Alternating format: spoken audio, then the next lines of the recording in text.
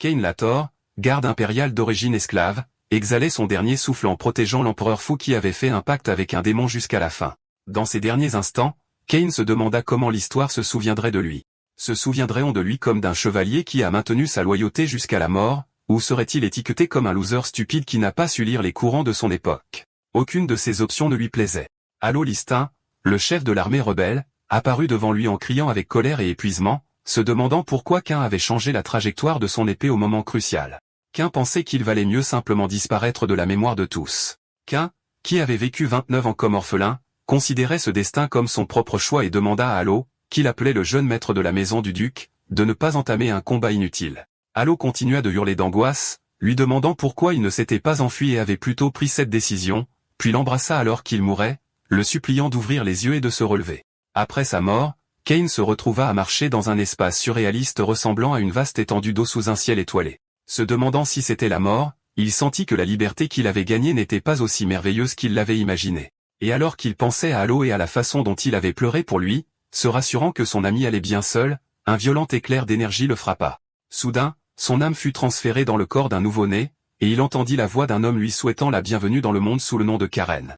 Alors que Cain était dans un état de choc et d'incrédulité, un homme âgé qui ressemblait à une version plus âgée de Allo, le prit dans ses bras et le félicita pour son courage de ne pas pleurer, souhaitant qu'il grandisse en bonne santé en tant que son plus jeune petit-fils.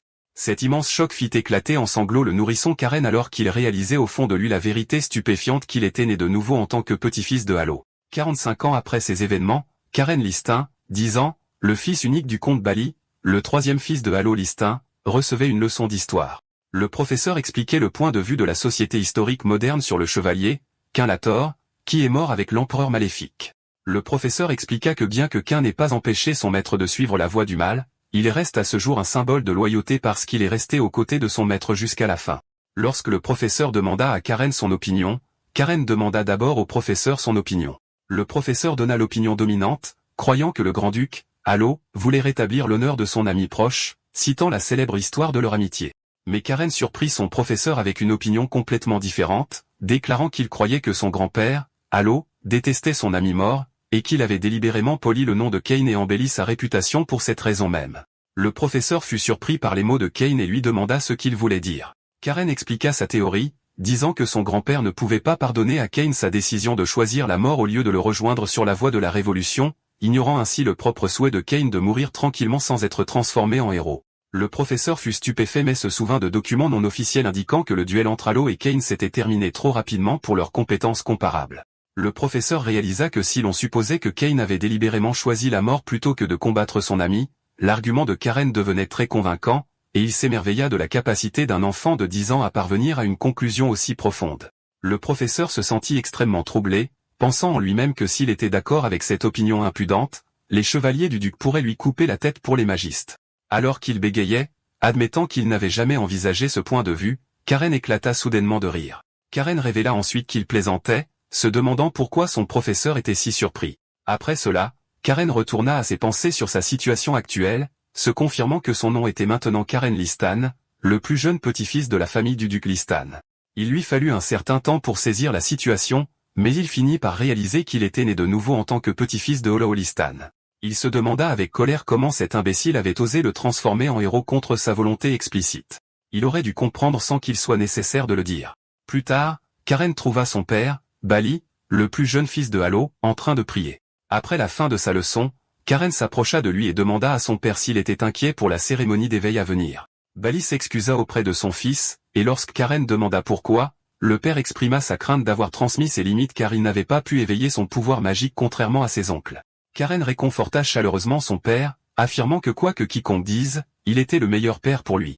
Bali fut profondément ému par les paroles de son fils, le serra dans ses bras en larmes et lui dit qu'il était aussi le meilleur fils pour lui.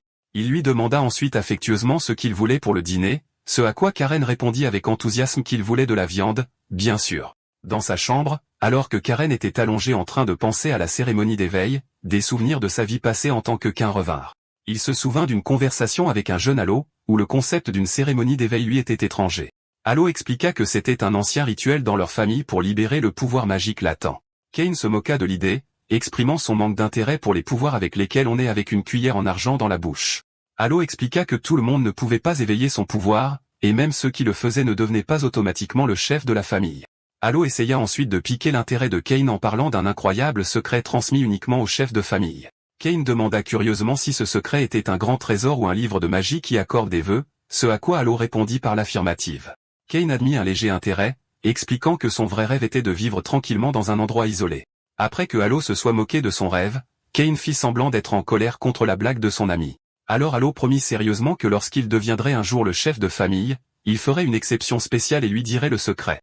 Les pensées de Karen revinrent au présent alors qu'il était assis dans sa chambre, pensant à la cérémonie d'éveil du pouvoir magique. Il décida en lui-même que son père n'avait aucune raison de s'inquiéter. Une énergie bleue et des éclairs commencèrent à entourer son corps alors qu'il révélait la vérité qu'il avait déjà éveillé son pouvoir magique il y a longtemps.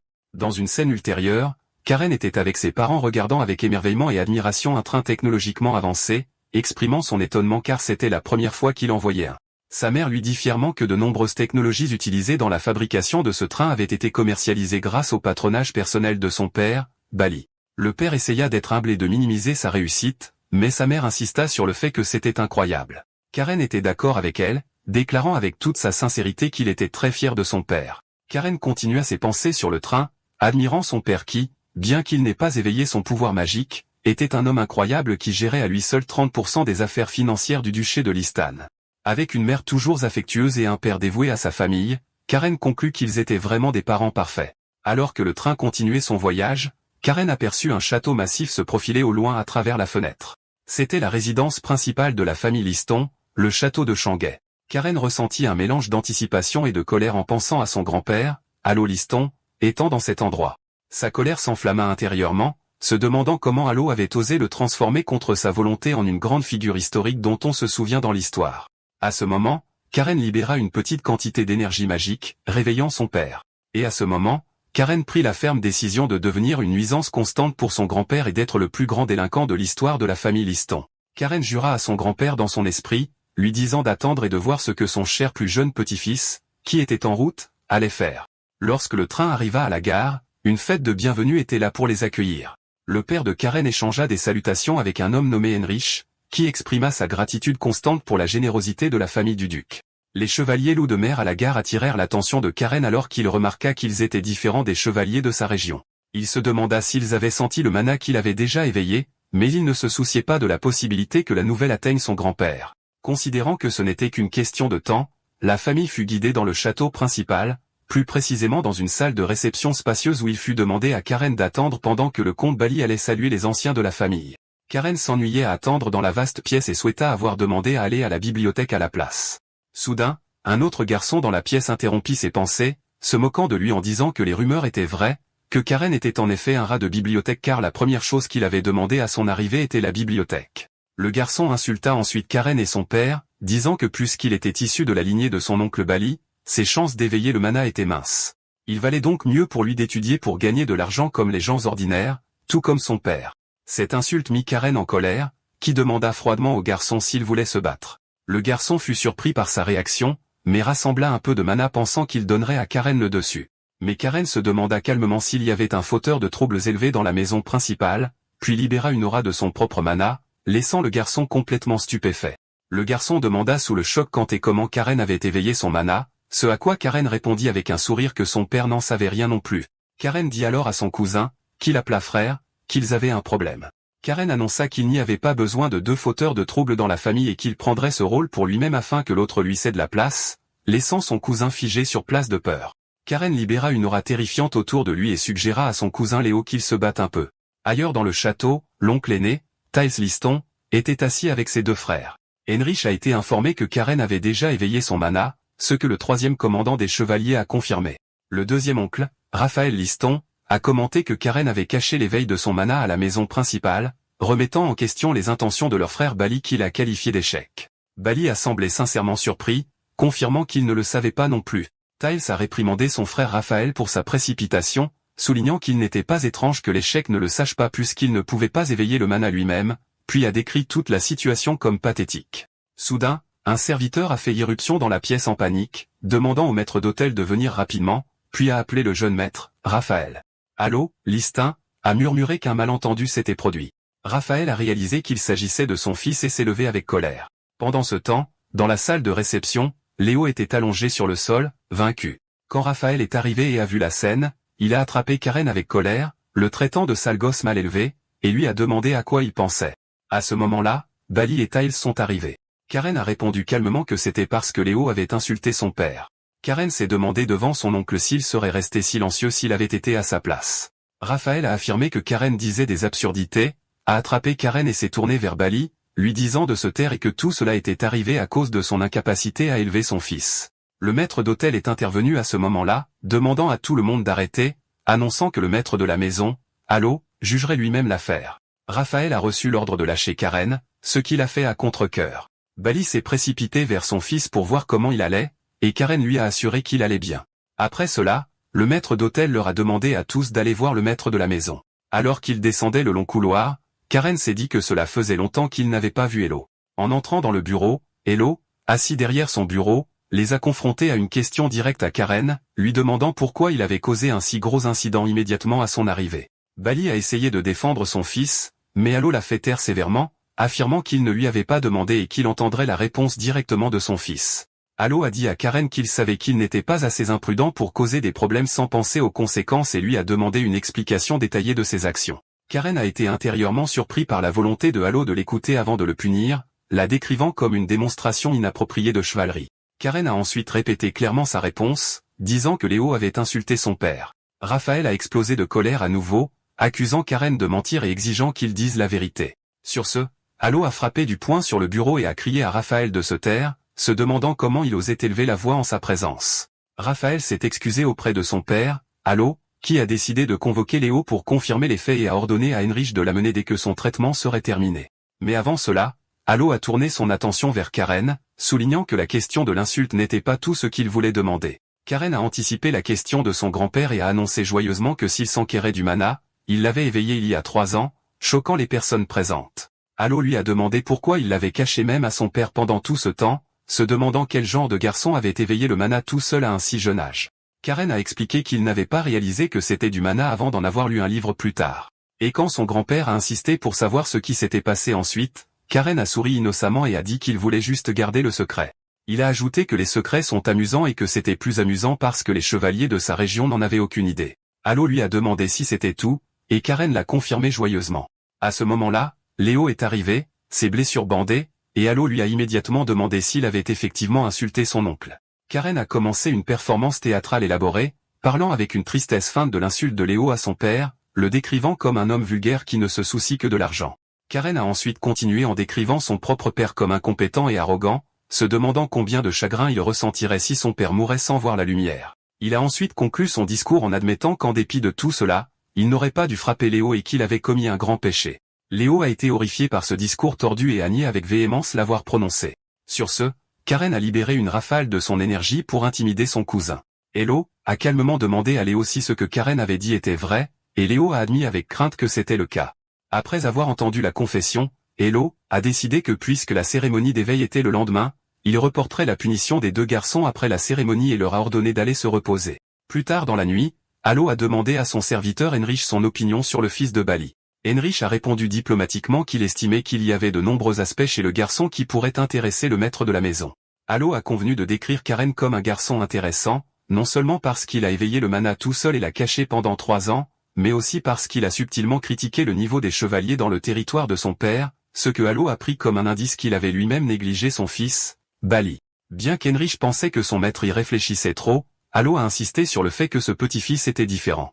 Hello a dit qu'il découvrirait la vraie nature de Karen et s'il possédait quelque chose de spécial lors de la cérémonie du lendemain, exprimant sa vive curiosité quant à savoir s'il terminerait la cérémonie en toute sécurité et ce qu'il en retirerait. Plus tard dans la nuit, toute la famille s'est réunie dans un lieu extérieur en préparation de la cérémonie. Karen a remarqué les anciens de la famille Liston dans leurs robes et a ressenti leur immense pouvoir malgré leur retraite. Il a également vu tous les membres de la famille présents, Tyles et sa fille Léon et Raphaël et son fils Léo. Karen a réalisé que cette cérémonie était plus importante qu'il ne le pensait. Au centre du rassemblement se trouvait une plateforme de pierre sur laquelle était placée une grande pierre noire, que Karen a immédiatement reconnue comme la pierre du serment. Hello a annoncé le début du rituel d'ouverture des yeux, expliquant que lorsque Karen passera à travers la faille ouverte par la pierre du serment, il entrera dans un monde que la pierre lui montrera. Il a expliqué que ce monde diffère d'une personne à l'autre, et le rituel se terminera lorsque Karen brisera ce monde en utilisant l'arme de la perspicacité qu'il y acquérera.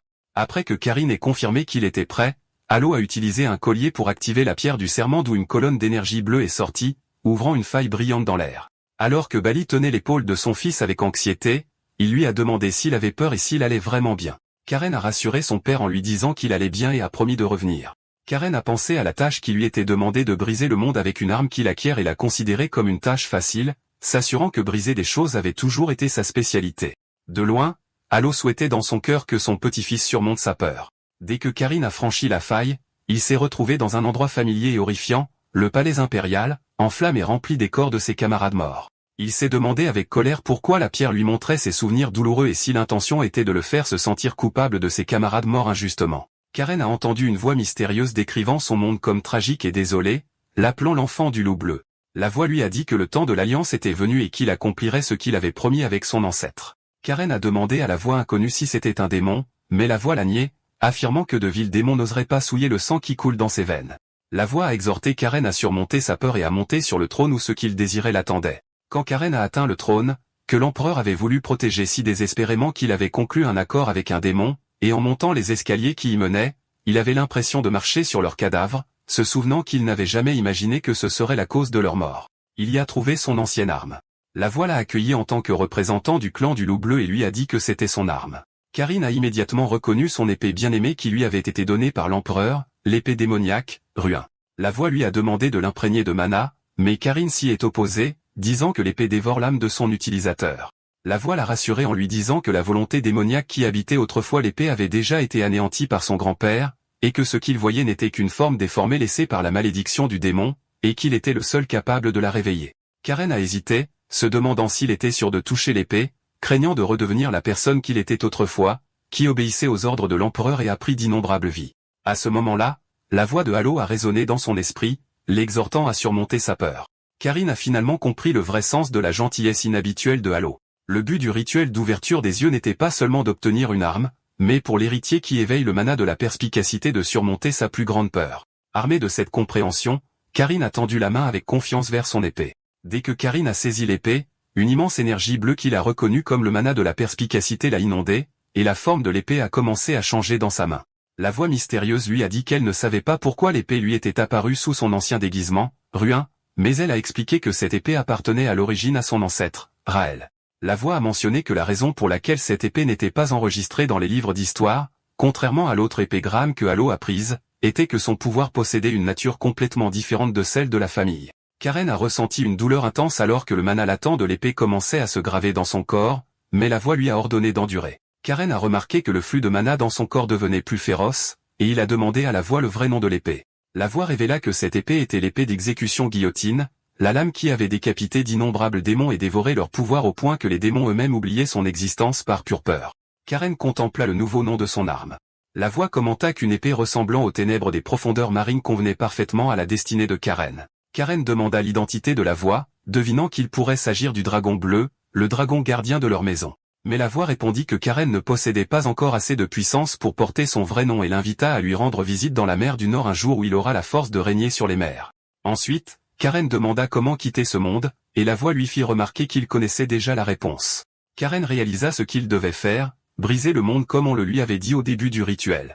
Avec grand enthousiasme, il déclara qu'il avait toujours voulu essayer cela, puis balança l'épée avec puissance, brisant le monde illusoire autour de lui. Dans le monde réel, Halo consolait Bali, qui était inquiet, admettant qu'il est douloureux pour un père de voir son fils suivre une voie qu'il ne pouvait pas, mais il souligna que ce sont ces moments-là où il faut prouver sa détermination. Soudain, la pierre de serment commença à se fissurer violemment, et Léo cria, alertant son grand-père que la pierre se brisait. Dans un moment de choc général, la pierre se brisa complètement. Karen apparut dans un éclair de lumière à l'endroit où se trouvait la pierre brisée, tenant sa nouvelle épée. Il regarda autour de lui avec un sourire et demanda ce qui était arrivé à la pierre de serment, remarquant qu'elle était brisée. Bali le confronta avec colère, exigeant de savoir ce qu'il avait fait. Karen répondit joyeusement en levant l'épée bien haut, annonçant qu'il s'agissait de l'épée d'exécution guillotine de notre ancêtre Raël Listin. Ces mots stupéfièrent Halo et les anciens. Cette lame légendaire avait été effacée de l'histoire de la famille. Son existence n'était transmise oralement qu'aux patriarches et aux anciens. Ils se demandèrent tous pourquoi elle était apparue maintenant, tandis que Halo se demandait si le temps de l'alliance approchait. Halo demanda finalement à son petit-fils s'il avait peur de cette épée, ce à quoi Karen répondit avec une confiance totale, non. Après que Halo eut analysé la situation, il commença à penser à l'histoire ancienne. Il y a longtemps, leurs ancêtres ont fait une alliance avec les dragons bleus pour anéantir les démons. Et en signe de cette alliance, ils ont laissé derrière eux la pierre de serment en attendant le descendant qui un jour tiendrait la promesse.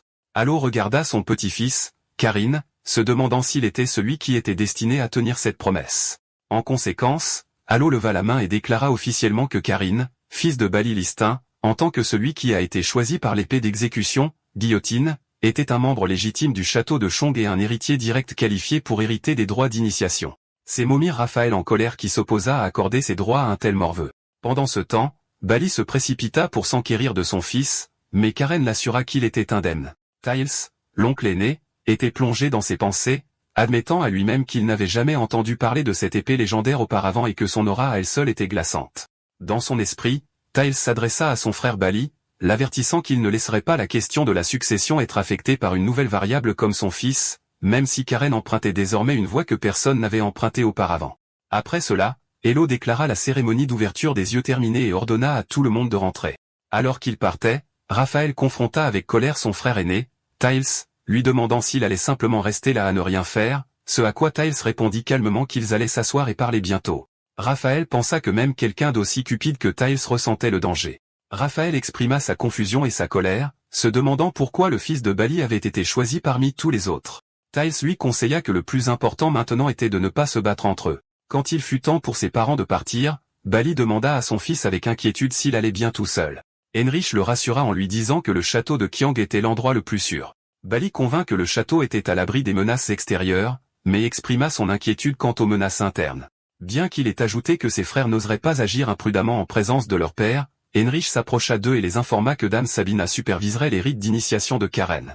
Karen et son père se sentirent soulagés. Sabina Listin, la sœur cadette de Halo, était connue pour des compétences qui n'étaient pas moindres que celles de son frère, et elle était surnommée la Louve Blanche.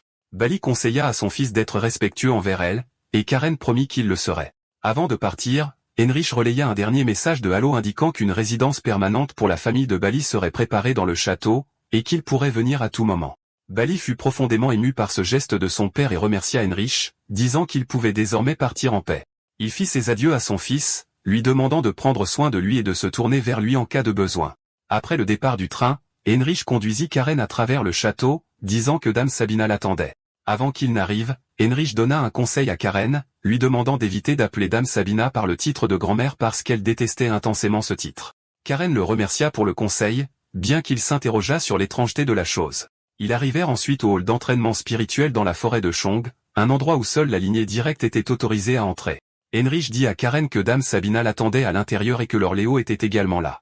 À la demande spéciale de son père, Raphaël, Karen fut ravie d'entendre cela et entra, tandis que Henrich se dit que les choses allaient redevenir bruyantes. Karen sentit une immense aura de mana émaner du hall avant même d'y entrer. Quand il ouvrit la porte, il annonça son arrivée, saluant la Louve Blanche, et une voix aiguë de l'intérieur lui ordonna d'entrer sans tarder. Karen fut surpris par l'apparence juvénile de Dame Sabina. Elle l'accueillit et lui demanda s'il était surpris qu'elle ne ressemble pas à ce qu'il avait imaginé. Sabina commenta la rapidité avec laquelle le temps passait alors que le doux fils de Bali avait déjà grandi. Karen réalisa immédiatement que sa jeunesse éternelle était due à la reconstruction de son corps avec du mana, une capacité que seuls ceux qui atteignent le niveau de maître 8 étoiles possèdent.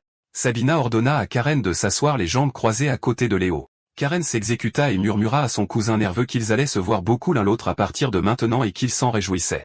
Sabina commenta sa connaissance de son titre. Alors Karen lui dit qu'il avait lu à ce sujet dans les livres d'histoire parce qu'il les aimait. Sabina sourit et dit que, tout comme son frère, Elo, l'avait décrit, il était en effet un garçon intéressant. Quand Karen lui demanda ce que son grand-père avait dit, elle relaya son message, « C'est un garçon que tu aimeras beaucoup », et ajouta qu'elle comprenait maintenant pourquoi après l'avoir vu par elle-même.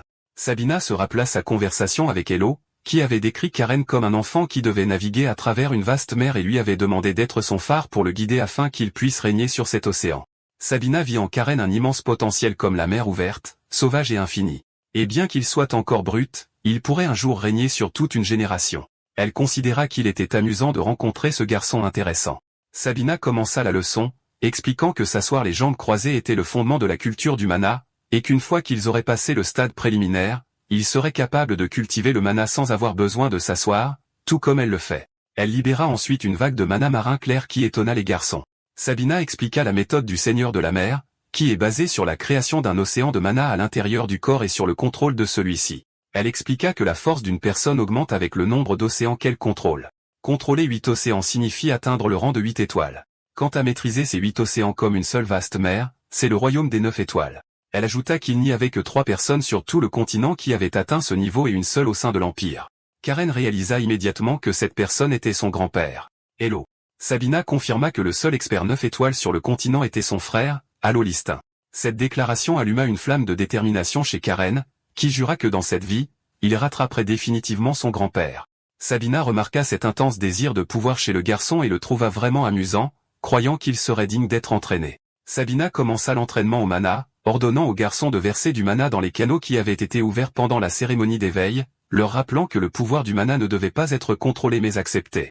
Sabina observa leurs vagues de mana, et Karen remarqua que ces vagues de mana étaient encore un peu rudes, et elle le guida pour commencer d'abord par le cœur. Sabina était immédiatement impressionnée par les capacités de Karen, se demandant comment cela pouvait être la puissance de quelqu'un qui venait de terminer la cérémonie d'éveil. Elle le comparait à Léo, qui avait à peine commencé à approcher le niveau 2 étoiles malgré avoir reçu la méthode du Seigneur de la Mer il y a 2 ans. En revanche, Karen, sans aucune instruction, traçait instinctivement ses propres chemins de mana. Karen ressentait une pression intense comme si son corps était déchiré, alors il a arrêté de cultiver seul. Sabina pensait initialement que son corps était épuisé, mais elle réalisa qu'il avait maîtrisé l'ajustement de son rythme. À ce moment-là, Léo s'effondra à cause de la surexploitation de son mana, et Sabina se précipita vers lui, le grondant d'avoir forcé son mana. Sabina admit à elle-même qu'elle avait été distraite en regardant Karen. Elle a vu que le rôle des adultes était d'empêcher les enfants de se blesser à cause de leur imprudence. Karen regarda Léo avec déception, le décrivant comme honteux. Sabina compara Léo à Karen, qui avait évalué avec précision ses limites et s'était arrêté avant de se blesser. Elle a été impressionnée par sa maîtrise de soi malgré son désir de pouvoir et a commencé à se demander si cet enfant avait vraiment besoin d'un phare pour le guider. Sabina s'adressa à Karen, promettant d'assurer sa sécurité pendant 3 ans, lui demandant de se concentrer sur le développement de sa force pendant cette période afin qu'il puisse se protéger. Karen acquiesça avec enthousiasme. Plus tard, dans le terrain d'entraînement au duel, Léo approcha Karen et lui demanda s'il prévoyait d'utiliser l'épée guillotine même à l'entraînement. Karen répondit, se demandant s'il y avait un problème avec ça, expliquant que son grand-père lui avait donné un fourreau spécial pour contenir l'aura de l'épée. Le nouvel instructeur s'approcha d'eux et se présenta, lui qui entraînerait les garçons à l'art de l'épée. En tant que commandant des chevaliers loups de mer, Zeru Wintergar, Karine salua poliment Monsieur Zeru, notant en lui-même qu'il était un expert 8 étoiles. Zeru dit aux garçons qu'il ne s'adresserait pas à eux avec le titre de jeune maître tant qu'il n'aurait pas obtenu la reconnaissance des chevaliers loups de mer. Karine répondit que cela ne le dérangeait pas et qu'il trouvait cela plus confortable, ajoutant qu'il était bien conscient que gagner le respect des loups bleus par la compétence était une tradition dans la famille Liston. Xérus fut surpris par la réaction inhabituelle de Caron, notant que la plupart des nobles auraient été offensés. Sir Xérus pensa initialement que peut-être un héritier sérieux et inébranlable était finalement arrivé pour la famille après une longue attente, mais Caron pensait avec confiance que, à la fin, tout le monde s'inclinerait devant lui. En remarquant cette aura, Xérus changea immédiatement d'avis, concluant que celui qui était arrivé n'était pas un héritier sérieux, mais quelqu'un de pire que Léo, un vrai fripon. Pendant ce temps, Sabina avertissait son frère, Halo, lui conseillant de réfléchir à l'impact de Karen sur la structure de succession et à ce que cela signifierait pour le propre fils de Halo. Halo se demanda si sa sœur insinuait que son fils pourrait être menacé par son neveu. Sabina clarifia que si le talent exceptionnel de Karen était connu dans tout l'Empire, cela affecterait évidemment qui lui succéderait et ce qui se passerait ensuite. Sabina parlait avec son frère, Halo, exprimant son inquiétude quant au fait que leur famille pourrait disparaître maintenant que la pierre serment avait été brisée, surtout avec le nombre de démons venant d'au-delà de la mer du Nord qui augmentait de manière significative. Halo rejeta cette idée comme un non-sens et révéla une prophétie secrète connue seulement du chef de la famille. La personne qui brise la pierre établira une nouvelle pierre tout comme leur ancêtre l'a fait il y a longtemps. Sabina réalisa que cela signifiait que le temps de l'alliance était proche. Quand elle lui demanda quand il dirait ça à Karen, Halo répondit que cela arriverait quand le moment serait venu. En hiver, Bali lisait une lettre de son fils, Karen. Karen écrivit pour rassurer son père sur son bien-être et lui parla de ses progrès à l'entraînement, ayant récemment maîtrisé la 4e forme de 2 styles d'escrime différents. Il mentionna également qu'il essayait de bien s'entendre avec ses proches comme son père l'avait demandé et qu'il prenait particulièrement soin de Léo. À la fin de la lettre, il demanda en plaisantant plus d'argent parce que son allocation était épuisée, ce qui fit rire Bali avec affection. Lors d'une conversation avec Heinrich, Bali se rappela à quel point il était inquiet lorsqu'il avait laissé Karen au château il y a 3 ans. Heinrich le rassura en lui disant que Karen s'était étonnamment bien adaptée et que le château n'était plus silencieux à cause de lui. Bien que Bali ait essayé de conseiller à son fils de ne pas attirer l'attention, Heinrich répondit sagement qu'un bijou brillerait même s'il restait en place. Mais Heinrich avertit que la situation pourrait changer car il serait bientôt impossible d'empêcher la nouvelle concernant Karen de se répandre et qu'en tant que loup bleu, il devrait effectuer les tâches qui lui étaient assignées. Ce qui inquiétait le plus Bali était la réaction de son frère à l'influence croissante de Karen. Heinrich offrit un dernier conseil à Bali, lui rappelant que Dame Sabina aimait beaucoup Karen. Bali se sentit soulagé d'entendre ça. Bali exprima le sentiment que l'allocation mensuelle qu'il envoyait avait porté ses fruits, tandis que Heinrich répondit en exprimant son bonheur de le voir plaisanter et avoir l'air moins inquiet. Mais Bali exprima son inquiétude quant au fait que sa tante quitterait bientôt le château. Heinrich le rassura à nouveau en expliquant que Karen avait noué une relation étroite avec les chevaliers loups de mer au point qu'il lui avait donné un surnom, le petit chien de mer bleu enragé. Dans le terrain d'entraînement, Karen apparut s'entraînant intensément, surmontant facilement un énorme chevalier nommé Hans. Karen le gronda pour sa faiblesse, disant que l'art de l'épée du loup de mer est inutile si vous êtes vaincu par la force, et qu'il faut se battre avec force même si leurs os sont brisés. Hans se rendit, admettant que Karen était le seul qui projetait sa force, tandis que Karen se moquait de ses muscles, les qualifiant de muscles-ballons. Dans le terrain d'entraînement, Hans admit que le terme muscle-ballon était nouveau pour lui et reconnut que sans utiliser de mana, il n'était plus à la hauteur de Karen maintenant, déplorant la force que le jeune homme avait acquise en seulement un an. Hans dit alors à Karen qu'il serait probablement envoyé en mission bientôt. Hans révéla que Sir Xira serait celui qui déciderait du moment de la mission parce que Halo était actuellement dans la capitale, et il spécula que leur destination serait la région du Dôme Céleste à l'ouest du duché où les apparitions de démons augmentaient. À proximité, Léo s'entraînait anxieusement, pensant qu'il ne voulait pas partir en mission avec Karen, mais en même temps, il espérait rendre ses parents heureux s'il réussissait bien. De retour dans le présent, Bali révéla à Heinrich que la raison de sa convocation n'était pas seulement la lettre de Karen. Bali lui donna une petite bourse expliquant que les inspecteurs des portes de leur territoire l'avaient trouvé dans un chariot de marchands venant de la baronnie de Bello. Bali confirma qu'il s'agissait d'une drogue appelée cocaïne et lui demanda d'enquêter sur la question de la baronnie de Bello en partant du château de la Mer Bleue à la gare. Quelqu'un descendit du train se demandant si c'était le château de la Mer Bleue. Cette nuit-là, Karen errait sur les terres du château après s'être faufilé et avoir volé une bouteille de liqueur dans la collection de Zira, commentant en lui-même que déranger la collection de Zira était toujours excitant.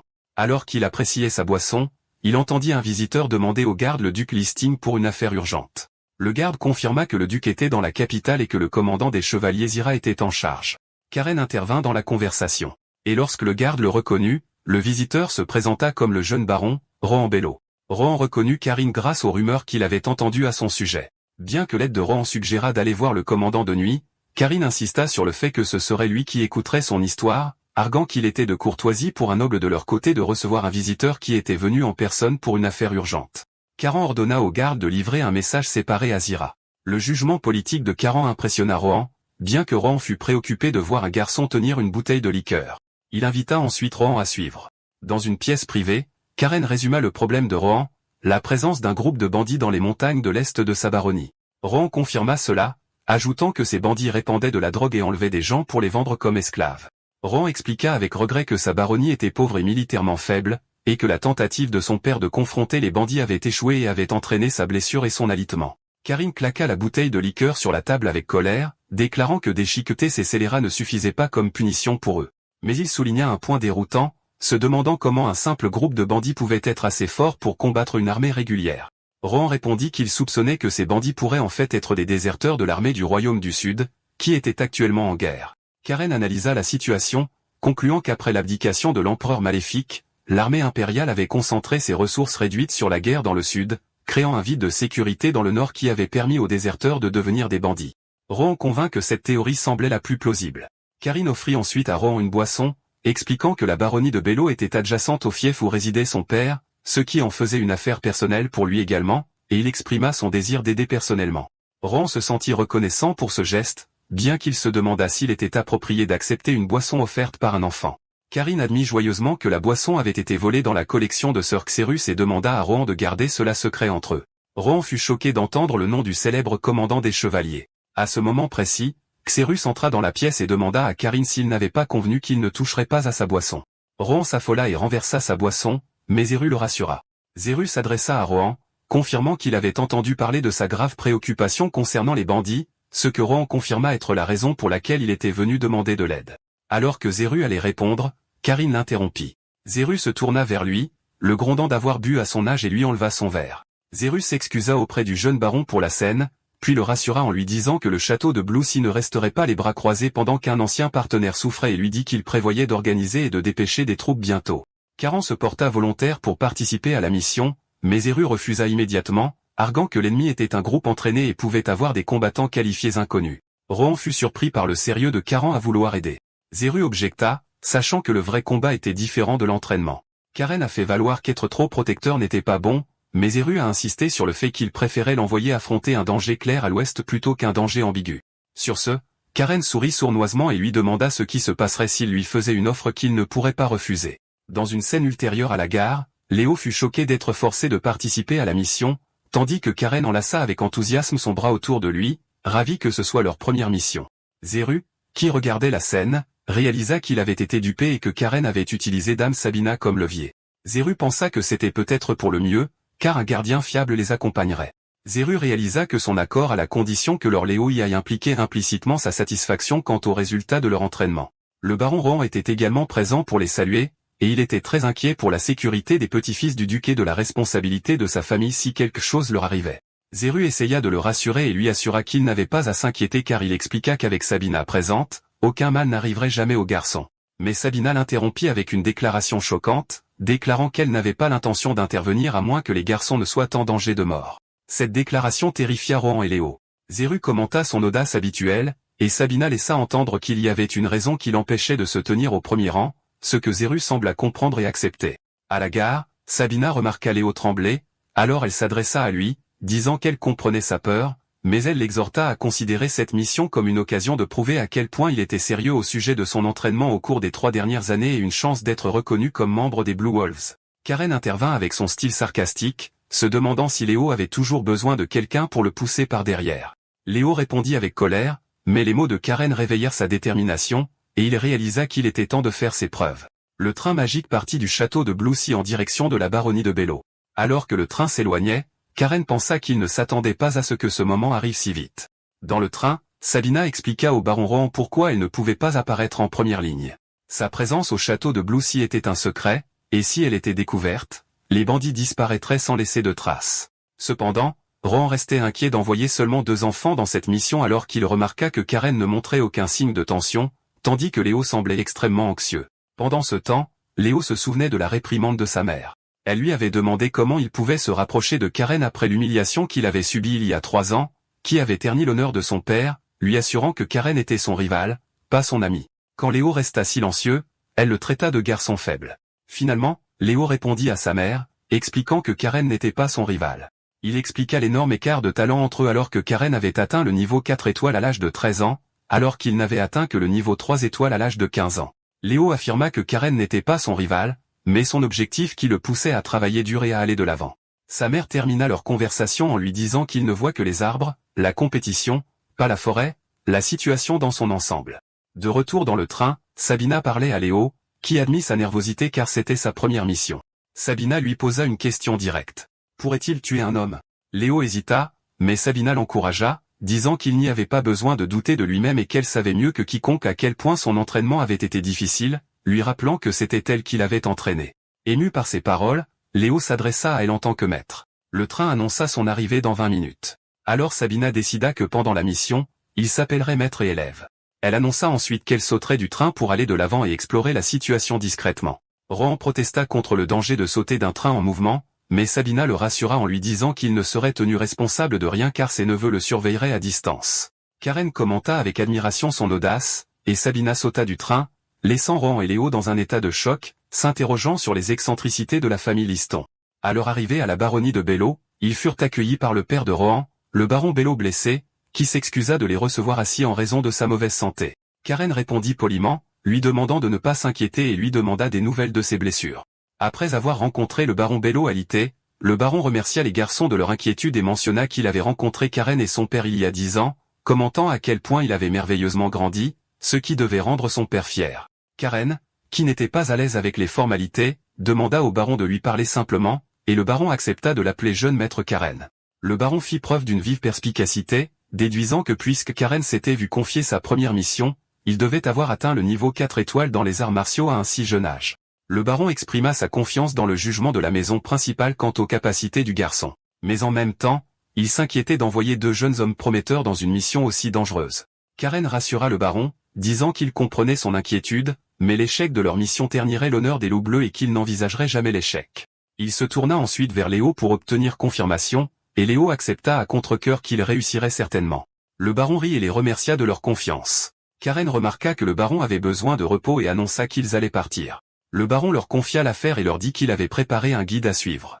Les garçons partirent avec le guide à travers les montagnes enneigées. Karen se moqua de Léo, se demandant s'il était déjà fatigué, mais Léo l'ignora et exprima sa méfiance envers le guide, soulignant qu'il n'y avait aucune garantie qu'il ne soit pas de connivence avec les bandits. Karen le félicita sarcastiquement d'avoir enfin pu penser, puis confirma calmement que les soupçons de Léo étaient corrects et que le guide était très probablement l'un des bandits. Léo fut choqué et demanda comment il le savait. Karen expliqua qu'il avait surpris la conversation du baron Rohan à la gare. Dans un flashback, l'aide de Rohan demanda comment il localiserait la cachette des bandits, et Rohan répondit qu'il devrait utiliser un traître au sein du domaine. Quand Léo lui demanda pourquoi il ne le lui avait pas dit plus tôt, Karen répondit qu'il avait été tendu toute la journée. Karen analysa ensuite la situation, soulignant la ruse de Rohan en utilisant délibérément le traître contre eux et expliqua à Léo que leur rôle actuel était de servir d'appât car leur enlèvement en tant que jeune noble rapporterait une rançon élevée. Karen expliqua à Léo que le fait que le traître soit resté impuni et en vie jusqu'à présent en était la preuve, ce qui signifiait qu'ils avaient atteint le point de désespoir. Le guide, Sven, les conduisit dans une embuscade tendue par le chef des bandits qui le récompensa d'une somme supplémentaire parce que les cibles étaient de jeunes nobles. L'un des bandits nota que les 2 jeunes hommes ne semblaient pas vouloir les suivre docilement. Karen et Léo se tenaient prêts à se battre, et Karen déclara avec une colère intense qu'il ne leur pardonnerait pas d'avoir répandu de la drogue sur la terre de son père. De retour à la résidence du baron, Rohan demanda à son père s'il allait bien. Son père le rassura sur sa santé. Rohan offrit à son père une tasse d'eau, et Rohan, inquiet, demanda à son père si les 2 jeunes hommes allaient bien. Le père baron répondit que le fait que le château de Blue Sea ait envoyé les garçons sans suffisamment d'informations était une preuve suffisante de leur confiance en leur capacité. Il ajouta ensuite que Karen lui rappelait les jeunes années du Ducalo, non seulement en apparence, mais aussi par son attitude confiante et son attitude calme et digne. À la résidence du baron, le baron Bello exprima sa confiance à son fils, disant qu'il était juste de placer des attentes sur les 2 garçons. Pendant ce temps, dans les montagnes enneigées, Karen était engagée dans une bataille acharnée, décapitant habilement et surnaturellement des bandits. Léo regarda la scène dans un silence horrifié, pensant que Karen était un vrai monstre.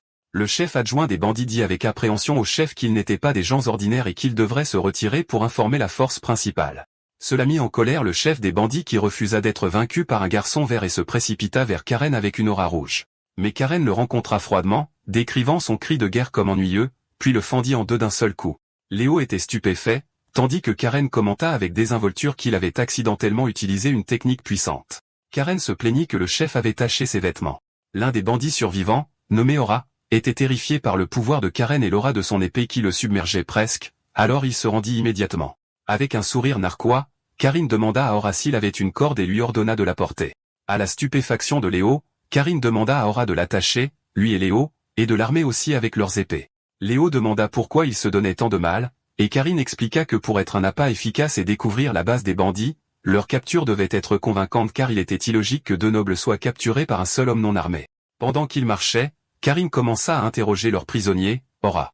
Laura terrifiée avoua qu'ils étaient en effet des déserteurs du royaume de Caius dans la zone de guerre du Sud. Karine lui demanda combien ils étaient dans la forteresse. Aura l'informa qu'ils étaient 130, dont 2 mages et leurs chevaliers gardes. Aura réalisa à ce moment-là l'ampleur de son erreur et que ceux qui l'avaient capturé n'étaient pas de simples nobles, mais les héritiers de la grande famille Liston. Karine trouva illogique l'histoire d'Aura selon laquelle leur chef leur avait promis de l'argent facile. Il se demandait pourquoi une élite comme les mages serait avec un simple capitaine d'infanterie et pourquoi il choisirait la pauvre baronnie de Bello pour commettre des vols. Karen conclut que l'histoire n'avait aucun sens et décida qu'ils devaient voir la vérité de leurs propres yeux. En atteignant la cachette des bandits, ils furent accueillis avec surprise par d'autres gardes qui se demandaient pourquoi Orao avait amené des otages avec lui. À l'entrée de la cachette des bandits, les gardes interrogèrent Orao sur la raison pour laquelle il revenait seul et avec des armes. Ora affirma qu'il avait pris les armes au jeune maître comme butin et que ses autres camarades poursuivaient les fugitifs. Les gardes se moquèrent de lui, mais ouvrirent la porte.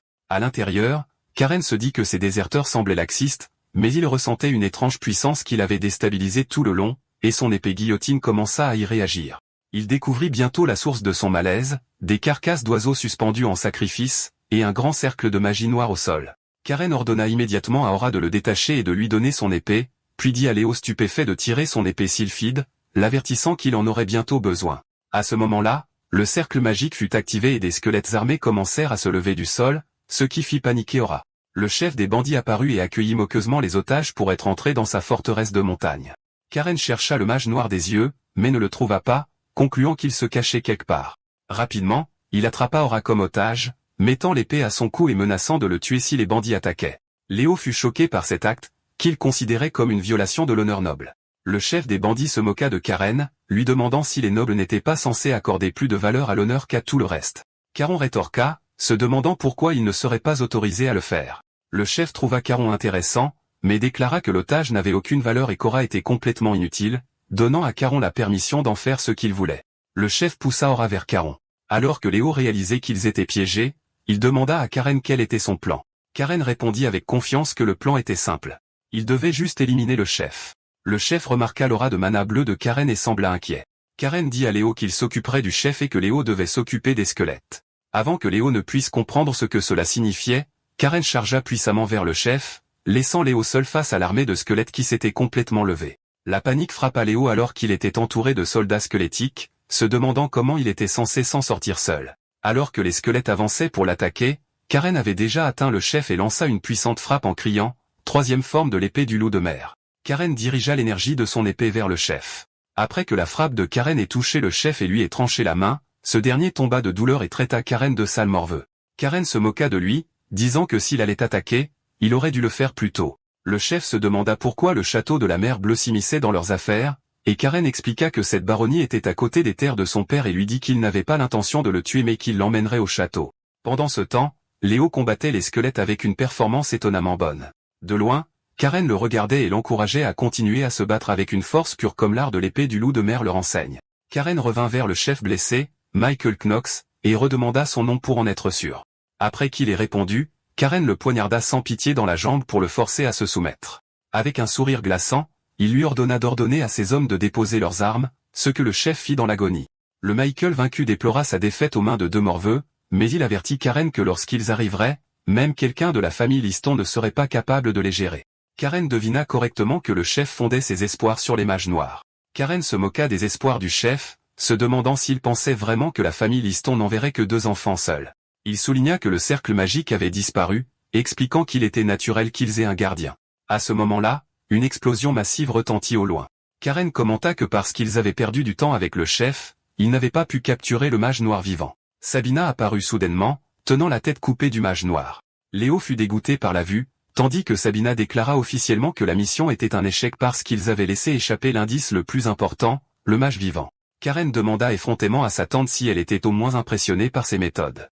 Sabina répondit en battant le chef vaincu jusqu'à ce qu'il perde conscience. Puis elle gronda Karen pour son imprudence et pour s'être précipitée en territoire ennemi sans réfléchir, disant qu'il était comme son frère aîné, Hello.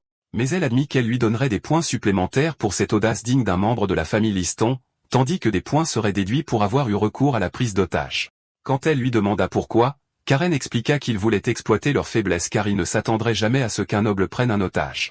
Sabina trouva ce raisonnement amusant et rit, le traitant de garçon fou, comme elle n'en avait jamais rencontré, tandis que le chef capturé pensa, quelle bande d'enfoirés. Sabina annonça qu'ils allaient maintenant retourner au château du baron Bello car il y aurait beaucoup de questions. Alors qu'ils quittaient le champ de bataille, les villageois capturés furent libérés de leur cage et des retrouvailles familiales touchantes commencèrent. Après la bataille, alors que les familles retrouvaient leurs proches libérés, Karen remarqua le bandit Aura se tenant à l'écart, se sentant coupable.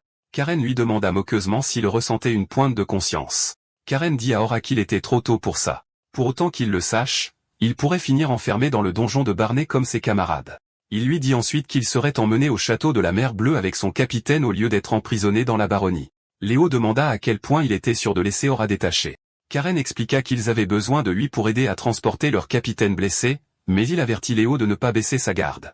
À ce moment-là, un des villageois sauvés s'approcha d'eux et prit la défense d'Aura, se demandant s'il serait puni lui aussi. Le villageois expliqua qu'Aura s'était sincèrement soucié des prisonniers, apportant secrètement des médicaments aux malades et donnant sa propre nourriture aux affamés, et les supplia de lui montrer de la clémence. Sabina se tourna vers Karen pour connaître son opinion. Karen regarda Laura choquée puis décida qu'ils envisageraient de lui montrer de la clémence, le justifiant par le fait qu'il les avait guidés vers la cachette. La gratitude submergea Aura, et il jura sa loyauté complète à Karen jusqu'à la mort. Léo interrompit la scène, appelant Karen pour voir quelque chose d'important. Léo le conduisit à un tonneau contenant une énorme pierre magique brillante. Alors que les villageois célébraient et lançaient des insultes aux bandits capturés, Léo était sûr que le jeune maître leur préparait un festin à leur retour. Karen était plongé dans ses pensées. Il réalisa enfin la vraie raison de la présence d'un grand groupe de bandits dans cette région pauvre et isolée, une mine de pierre magique dont la famille du baron elle-même ignorait l'existence. Léo remarqua le regard intrigant sur le visage de son cousin et lui demanda quel complot il tramait maintenant. Le baron Rohan et son père arrivèrent pour saluer les sauveteurs. Rohan ordonna que les prisonniers soient jetés dans le donjon, demandant à Sabina de lui remettre le chef des bandits. Mais Sabina, prétendant n'être qu'une gardienne, la dirigeait vers ses élèves, Karen et Léo.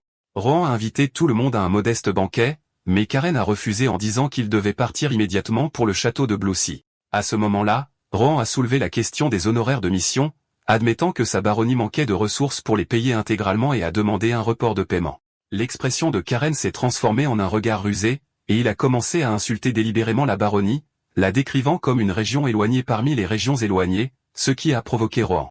Karen a ensuite annoncé que les bandits en voulaient à autre chose. Karine a révélé la pierre magique à Rohan, stupéfait, qui a admis qu'il n'avait aucune idée qu'il y avait une mine sur ces terres.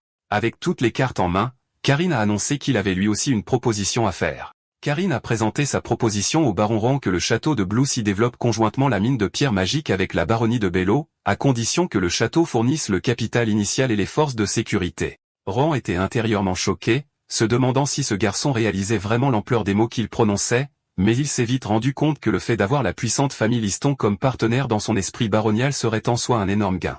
Rohan a conclu que Karen avait calculé toutes ces choses, et il s'est émerveillé de l'audace d'un enfant à mener des négociations d'une telle importance. Karen a ajouté que cet arrangement pourrait permettre l'établissement d'une garnison de chevaliers Liston dans la baronnie, ce qui résoudrait le problème de la défense et permettrait en même temps la croissance économique. Lorsque Rohan lui a posé des questions sur le pourcentage d'actions qu'il avait en tête, Karen a habilement esquivé, disant qu'il était déraisonnable pour un enfant comme lui de discuter des détails d'un tel projet et que c'était à Rohan d'en discuter avec son père. Rohan a accepté de consulter son père et de les contacter prochainement.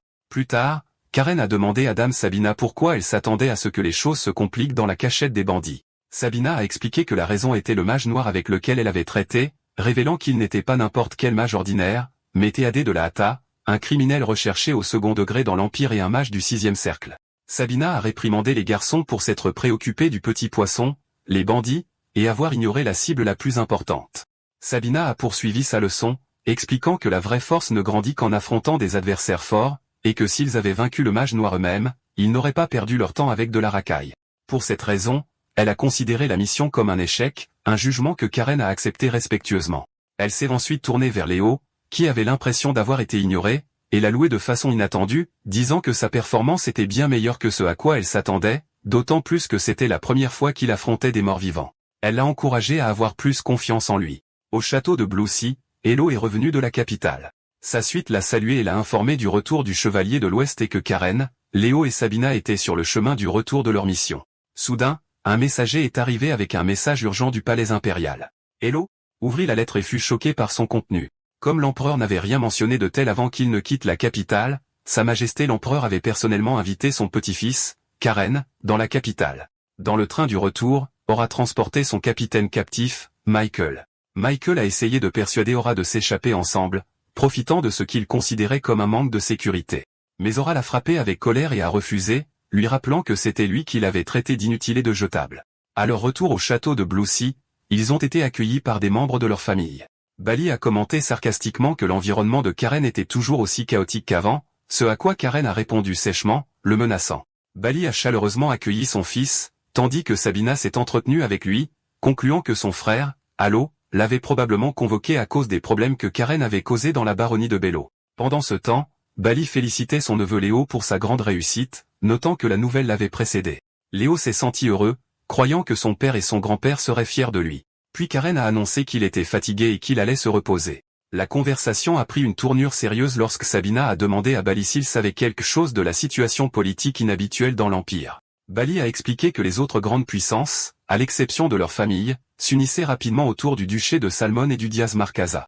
Sabina a ajouté que leur père, Allo, avait prévu de rencontrer plusieurs familles dans la capitale pour évaluer la situation, mais il a tout annulé parce que ses entretiens avec l'empereur n'avaient pas donné de résultats satisfaisants. Bali a expliqué que ces deux familles étaient celles qui avaient contribué au renversement de l'empereur précédent et à l'installation de l'empereur actuel et qu'elles contrôlent maintenant le système. Sabina a déploré que son frère, Allo, ait décidé de se retirer du pouvoir central pour l'avenir de l'Empire, pour être confronté à ce traitement maintenant. Les deux ont conclu que l'ère de paix touchait à sa fin et qu'il était temps pour leur famille de passer à l'action. Sabina a vu un aspect positif à la situation, soulignant que ce que Karen avait fait pourrait être la chose la plus utile pour eux en ce moment, car cela leur donne une raison justifiée d'étendre leur influence en envoyant des troupes sur les terres d'autres familles. Elle a décrit Karen comme un garçon intéressant parce qu'il a fait quelque chose de bénéfique pour la famille au moment idéal. Bali a dit à sa tante qu'elle le louait trop, ce à quoi elle a répondu qu'elle ne le louait pas vraiment. Plus tard, Sœur Zira les a salués, les félicitant pour leur réalisation et pour avoir maîtrisé les bandits fugitifs. Il a annoncé qu'il allait immédiatement commencer à interroger le chef des bandits qu'Ora transportait, jurant d'extraire toutes les informations de lui. Quand il a posé des questions sur l'identité d'Ora, Karen a expliqué que pour le moment, il était également considéré comme un bandit. Mais puisqu'il avait été un informateur, il devait être traité avec douceur et ensuite relâché, annonçant qu'il prévoyait d'en faire son serviteur personnel, ce que Zéru a accepté. Lorsque les garçons ont essayé d'aller se reposer, Zéru les a arrêtés, leur rappelant que leur mission n'était pas encore terminée. Karen a demandé à Zira quand il était arrivé, et il a répondu qu'il était arrivé il n'y a pas si longtemps et qu'il devait rédiger un rapport. Quand Karen a demandé s'ils devaient rédiger des rapports séparés, Zira leur a permis de l'écrire ensemble. Karen a immédiatement essayé de refiler la tâche à Léo, arguant qu'il avait fait tout le travail difficile. Il a ensuite recouru à la persuasion, soulignant que leur oncle Tiles lirait le rapport et que c'était l'occasion pour Léo de marquer des points en se concentrant sur ses réalisations dans le rapport, ce qui a convaincu Léo. Après leur retour, Sœur Zira a ordonné que les prisonniers soient enfermés, tandis que Sabina lui a jeté la tête du criminel recherché, disant que les rapports des garçons seraient suffisants. Alors que Karen souhaitait bonne chance à Léo pour la rédaction du rapport, il a annoncé qu'il allait dans la salle d'entraînement de Mana pour utiliser la 4e forme qu'il avait récemment atteinte, laissant Zira stupéfait par sa passion inflexible. Pendant ce temps, Elo a tenu une réunion d'urgence du conseil familial. Il a expliqué que la raison de la réunion était l'information obtenue lors de la suppression des démons qui étaient apparus récemment autour du château. Il a demandé à Heinrich de convoquer le commandant des chevaliers. Xerus a été convoqué et lui a présenté un morceau de peau de démon. Allo leur a dit que ce morceau avait été recueilli dans la région de la voûte céleste occidentale. Allo a noté que le mana sombre latent dans la peau n'était pas ordinaire et a réalisé avec un choc qu'il appartenait à l'empereur déchu. Allo a proposé 2 possibilités. Soit c'était simplement sa volonté qui persistait dans le monde, soit l'empereur déchu était toujours vivant. Allo a déduit que cette affaire était liée aux événements en cours dans l'Empire, puis a révélé un autre développement. La nouvelle des événements dans la baronnie de Bello était parvenue aux oreilles de l'empereur, qui avait adressé une invitation personnelle à Karen à venir dans la capitale. Allo a annoncé son intention d'envoyer Léo et les chevaliers loups de mer pour accompagner Karen, mais il a souligné qu'il demanderait d'abord l'avis de Karen et ne le forcerait pas à y aller car il était encore un enfant. Plus important encore, Allo voulait comprendre ce que Karen pensait. Quand il a conclu cet accord avec le baron Bello, il a donc ordonné à Zéru de l'amener. Zéru a trouvé Karen en train de méditer dans la salle d'entraînement. Karen a demandé à Zéru quand il était arrivé, et il a répondu qu'il était arrivé il n'y a pas si longtemps. Karine lui a dit qu'à part la famille immédiate, Sœur Zéru était le seul autorisé à entrer, mais il ne se souvenait pas que Zéru était déjà entré dans la salle d'entraînement, ce qui signifiait que cela devait être urgent. Zéru l'a informé de sa convocation au conseil de famille pour discuter d'un voyage imminent dans la capitale. Xerus a répondu que le chef de la famille avait convoqué leur Karen au conseil de famille et qu'il entendrait les détails directement de lui. À l'arrivée de Karen au conseil, Allo a dit à Karen qu'il venait d'apprendre la conclusion réussie de sa première mission, ce que les autres ont confirmé. Allo lui a dit qu'il l'avait immédiatement interrogé sur les raisons pour lesquelles il avait agi de manière indépendante et avait outrepassé son autorité en négociant avec la maison de Bello, se demandant s'il avait considéré que son comportement arrogant pouvait être une grande insulte pour eux. Karen s'est rendu compte que c'était un interrogatoire, pas des éloges, mais il a nié l'accusation, expliquant qu'il n'avait fait qu'une seule proposition au jeune baron, Bello, et que ce dernier avait accepté l'offre de son propre chef. Dans la salle du conseil, Karen a défendu ses actions devant son grand-père, expliquant qu'il avait jugé qu'il y avait quelque chose de plus important que l'étiquette noble. Quand Allo lui a demandé ce qui pouvait être plus important que la courtoisie, Karen a répondu que c'était l'honneur de la famille.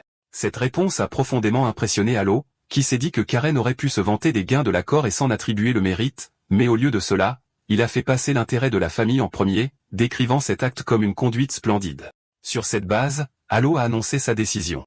Il a reconnu que l'accord conclu par Karen profiterait grandement à la famille, et il a chargé son fils, Bali, de s'occuper des négociations officielles. Bali a accepté de partir pour la baronnie de Bello à l'aube du lendemain, ce à quoi Allo a commenté qu'un père qui apporte la gloire grâce au mérite de son fils n'était pas une mauvaise chose. Allo est ensuite passé au sujet suivant, la lettre de l'empereur, et a officiellement informé Karen que Sa Majesté l'avait convoqué car des nouvelles de lui étaient parvenues à la capitale. Karen en a déduit que, selon Xerus, la lettre de l'empereur était déjà arrivée avant le retour de Halo au château de Blue Sea, puis s'est demandé si le réseau de renseignement de l'empereur avait réellement une telle capacité. Karen y a réfléchi, concluant que les nobles influents qui contrôlaient l'empereur fantoche étaient à l'origine de cette invitation rapide, et non l'empereur lui-même. Halo a offert à Karen la possibilité de ne pas y aller. Halo pensa à Karen, croyant qu'il devait déjà avoir compris ce que signifiait aller dans la capitale à ce moment-là. Halo commença à réfléchir aux implications stratégiques d'accepter ou de refuser. Bali savait que Halo n'aurait pas dû donner le choix à Karen, mais Karen les interrompit, déclarant que puisque c'était l'empereur qui l'avait convoqué, il était de son devoir d'y aller, ajoutant que ce serait l'occasion de revoir son grand-père maternel.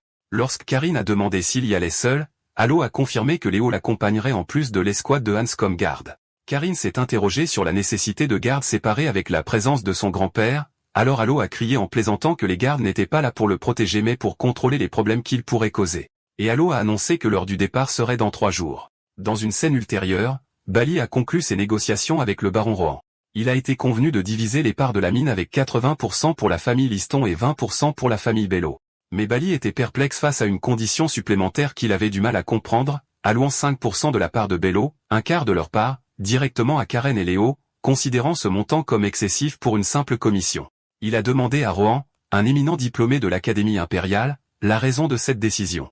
Rohan a franchement expliqué que cette condition était un investissement pour gagner la faveur des 2 jeunes loups qui dirigeraient un jour le château de Blue Sea. Bali considérait Rohan comme arrogant de penser qu'il avait saisi les talents de ses enfants et trouvait cela extrêmement impoli.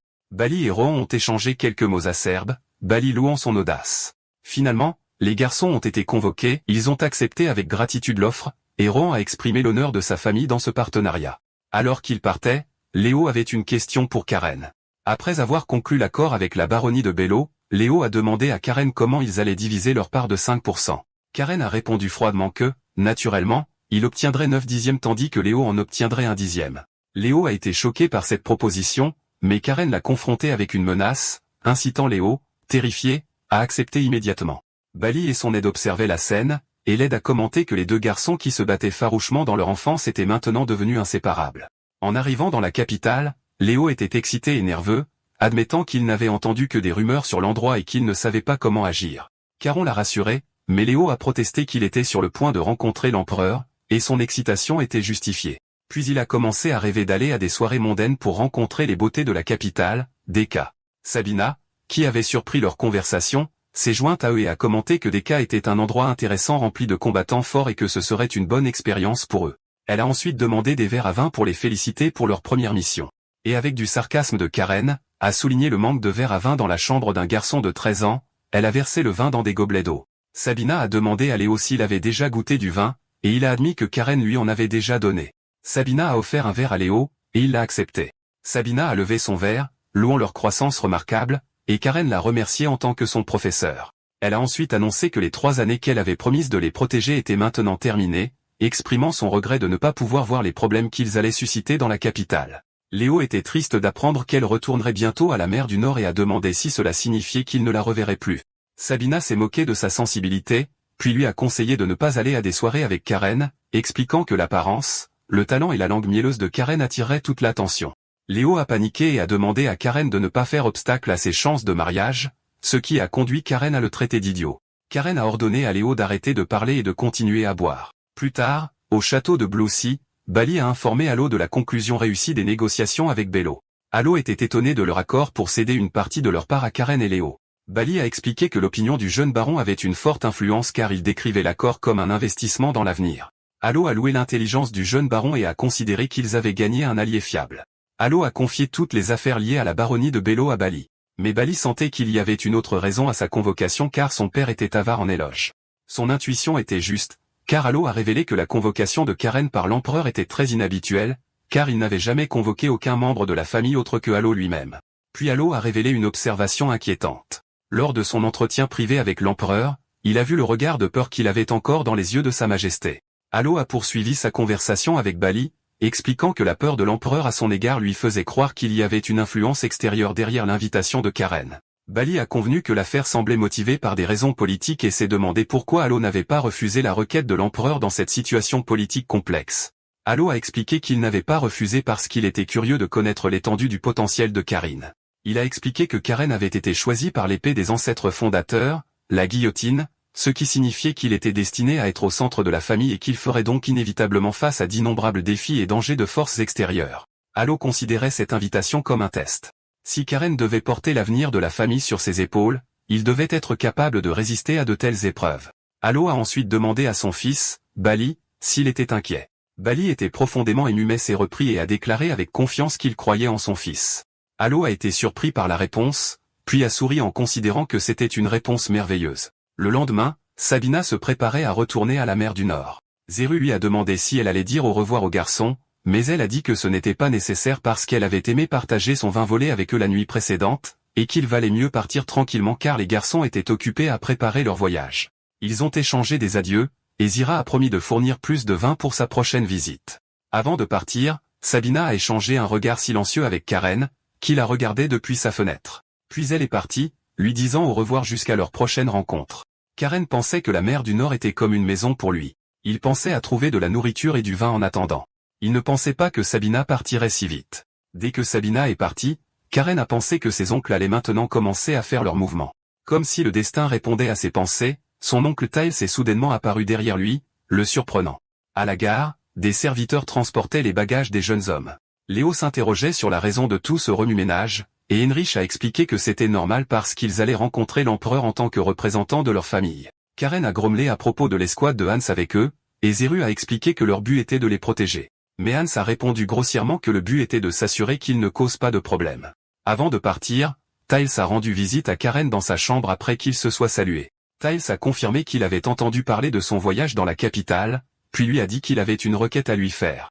Tyles a demandé à Karen de ne pas agir dans la capitale de la même manière qu'il agit au château de Bluesea. Karen a accepté, mais a réalisé que son oncle admettait ouvertement qu'il l'avait observé tout ce temps. Tyles l'a averti que la capitale était pleine d'ennemis qui attendaient une occasion de faire tomber leur famille, et que si Karen leur donnait le moindre prétexte, il le punirait personnellement sévèrement. Dès que Tyles est parti, l'expression de Karen a changé. Il s'est moqué de la menace de son oncle, réalisant qu'il essayait de faire pression sur lui avec son statut de fils aîné, et s'est juré de renverser la situation sur le visage arrogant de son oncle. À la gare, les préparatifs pour le départ étaient terminés. Karen se disputait avec Hans Lorskora, l'ancien bandit, s'est approché d'eux et l'a remercié de lui avoir donné une autre chance. Karen répondit froidement, puis plaisanta cruellement qu'il ne l'emmènerait dans la capitale que pour le jeter dans sa prison brutale, lui rappelant de ne pas se relâcher. Ora supplia Karen de ne pas l'abandonner, ce à quoi Karen répondit qu'il verrait comment il se comporterait. Zira donna aux garçons un dernier conseil, leur disant de ne pas causer de problème et de revenir sains et saufs. Alors que le train était sur le point de partir, Bali se précipita sur le quai pour dire au revoir à son fils. Il expliqua qu'il était venu parce qu'il voulait le revoir avant son départ et lui dit que son grand-père maternel attendait également son arrivée avec impatience.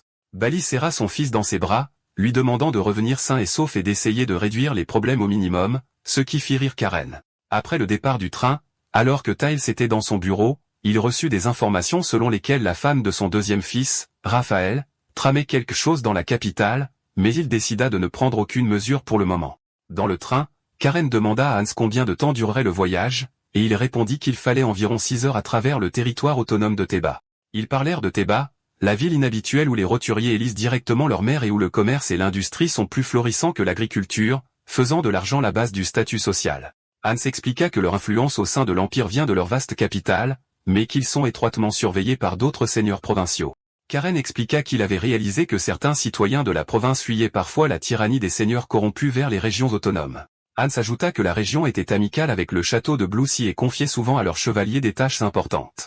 Alors que les garçons exprimaient leur désir de visiter secrètement la ville plus tard, Karine sentit soudain quelque chose d'étrange alors que son épée commençait à réagir à une présence inconnue. Karine sentit soudain une étrange réaction de son épée et réalisa que cela signifiait que l'épée sentait un danger imminent. Il se demanda d'abord si l'un de ses oncles, Tyles ou Raphaël, avait placé quelqu'un parmi les escortes pour l'attaquer. Mais il rejeta rapidement cette idée, réalisant qu'il n'était pas assez fou pour faire une telle chose. Léo remarqua l'état étrange de Karen et l'appela par son nom, tandis que Karen conclut que la menace devait venir de l'extérieur. De toute urgence, Karen ordonna à Hans de contacter immédiatement le territoire autonome de Théba. Alors que Hans s'interrogeait sur la raison de cet ordre soudain, Karen cria qu'il n'y avait pas de temps à expliquer et lui ordonna d'informer les autres voitures de se préparer à une attaque imminente. Le stupéfait Hans obtempéra immédiatement, relayant l'avertissement à toutes les escortes qui accusèrent réception et se préparèrent à l'attaque. Pendant ce temps, Karen réfléchissait à la nature de cette menace externe, se demandant comment quiconque pouvait attaquer un train en mouvement. Non loin du chemin du train, un groupe d'assaillants masqués se préparait à exécuter son plan. Leur chef annonça que le moment était venu, et ces hommes commencèrent à se déplacer rapidement. Alors que le train approchait, ils se précipitèrent pour placer des barils d'explosifs attachés avec une mèche sur la voie ferrée. Une fois terminé, l'un d'eux alluma la mèche tandis que le chef avertissait tout le monde de se préparer à l'explosion. Le train entra en collision avec les barils, ce qui entraîna une explosion massive qui fit dérailler et détruisit le train. Pendant ce temps, dans le territoire autonome de Théba, le maire présidait une réunion bruyante. Les participants échangeaient bruyamment des accusations, certains accusant d'autres de blanchiment d'argent et que le service national des impôts les poursuivait vigoureusement, tandis que d'autres se défendaient en accusant l'autre partie des mêmes infractions. La discussion s'envenima et quelqu'un demanda au maire de punir ses adversaires qu'il qualifia de criminels. Le maire souhaita ne pas avoir assisté à la réunion, pensant qu'il aurait dû prendre sa retraite après avoir été ministre des Finances, se désolant que la ville se soit transformée en une arène chaotique et une lutte constante entre les guildes nobles et roturières. Un assistant interrompit la réunion avec un message urgent pour le maire, qui lui permit de s'approcher après avoir renvoyé les participants qui se disputaient.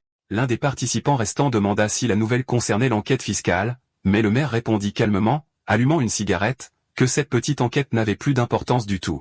Lorsqu'on lui demanda si l'enquête avait été annulée, il répondit non, disant que l'enquête pouvait aller au diable. Il révéla alors la nouvelle choquante. Il y a 5 minutes, le train en provenance du territoire de la famille Liston et se dirigeant vers la capitale a explosé, et les 2 petits-fils du grand-duc étaient à bord. L'homme était stupéfait, et le maire expliqua calmement que la signification de cet incident était qu'ils étaient tous aussi bons que morts. De retour sur le lieu de l'accident, Karen se releva des débris. Hans demanda avec inquiétude s'il était blessé, et Karen répondit qu'il ne s'agissait que de légères égratignures. Hans demanda immédiatement un rapport de situation, et la réponse fut que sur les 11 personnes, il y avait une blessure grave à une personne nommée Dell et 2 blessures mineures. Puis un autre rapport parvint de l'équipe d'Aura indiquant 2 décès dans leur rang. Karen nota que la situation devait être très grave puisqu'un membre de rang inférieur comme Aura donnait le rapport. Karen demanda à Hans où il se trouvait actuellement, et Hans répondit qu'ils étaient à environ 10 km du territoire autonome de Théba. Hans expliqua que le territoire avait déjà été contacté avant que les 2 jeunes hommes ne se réveillent, et que l'aide devrait être en route. Hans exhorta ensuite Karen et Léo à fuir le plus loin possible, leur assurant que son équipe leur ferait gagner du temps. Mais l'épée de Karen, Guillotine, réagit à nouveau, et il réalisa qu'il n'était pas seul et qu'une embuscade les attendait. Karen rejeta la suggestion de Hans de fuir, s'excusant et lui disant que ce n'était pas possible.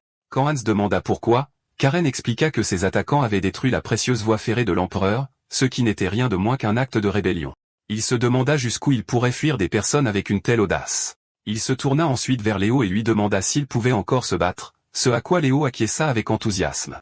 Car on conclut qu'il ne restait qu'une seule option.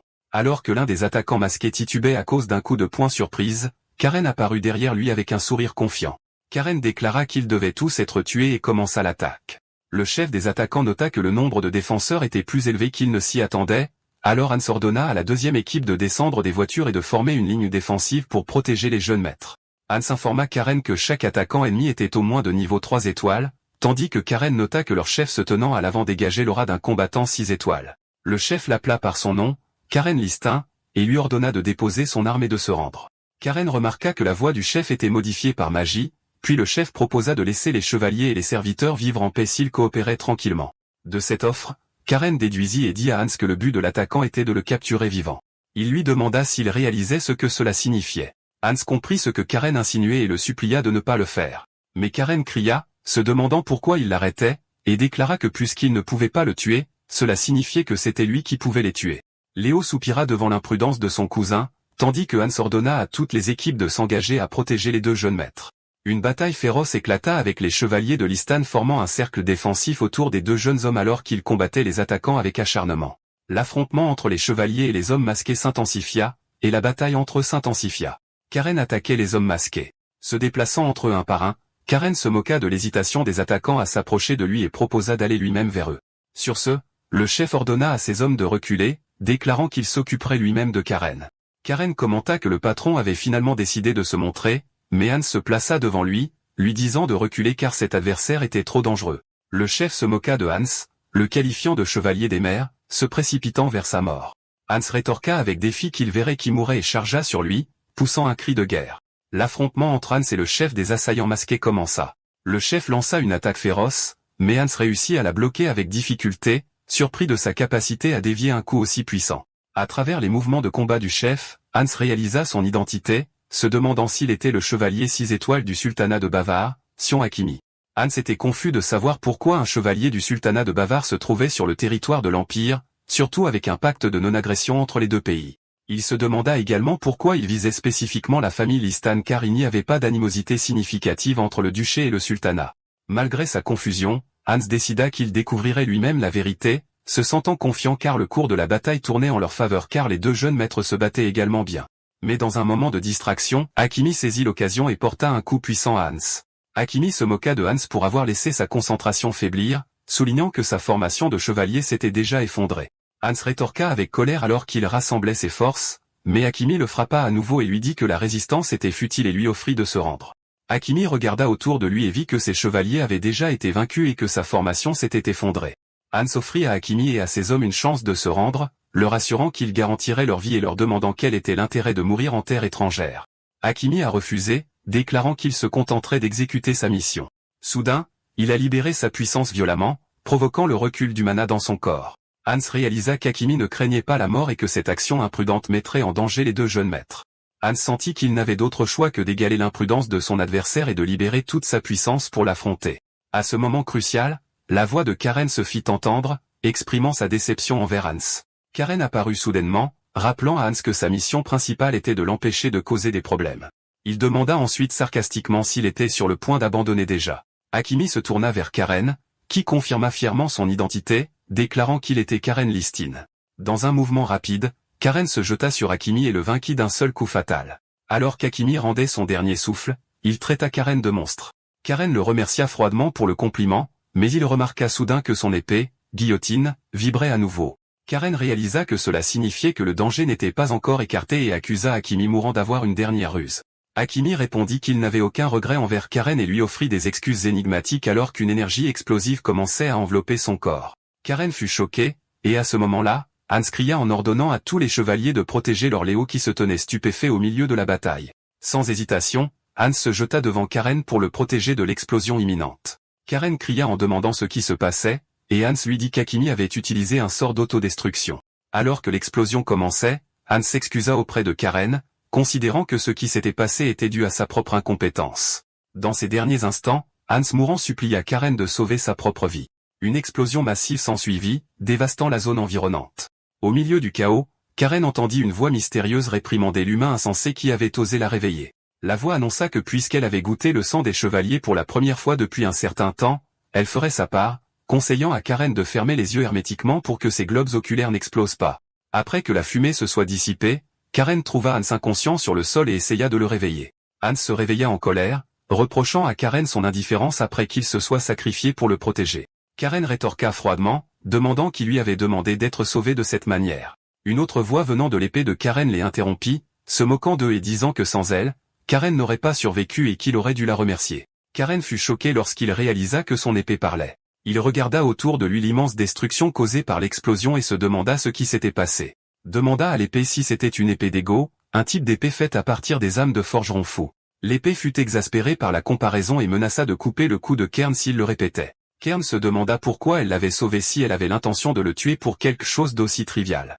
L'épée expliqua avec colère qu'elle avait utilisé tout le mana qu'elle avait stocké pour le sauver de l'explosion. Et sans cela, elle lui aurait déjà coupé le cou.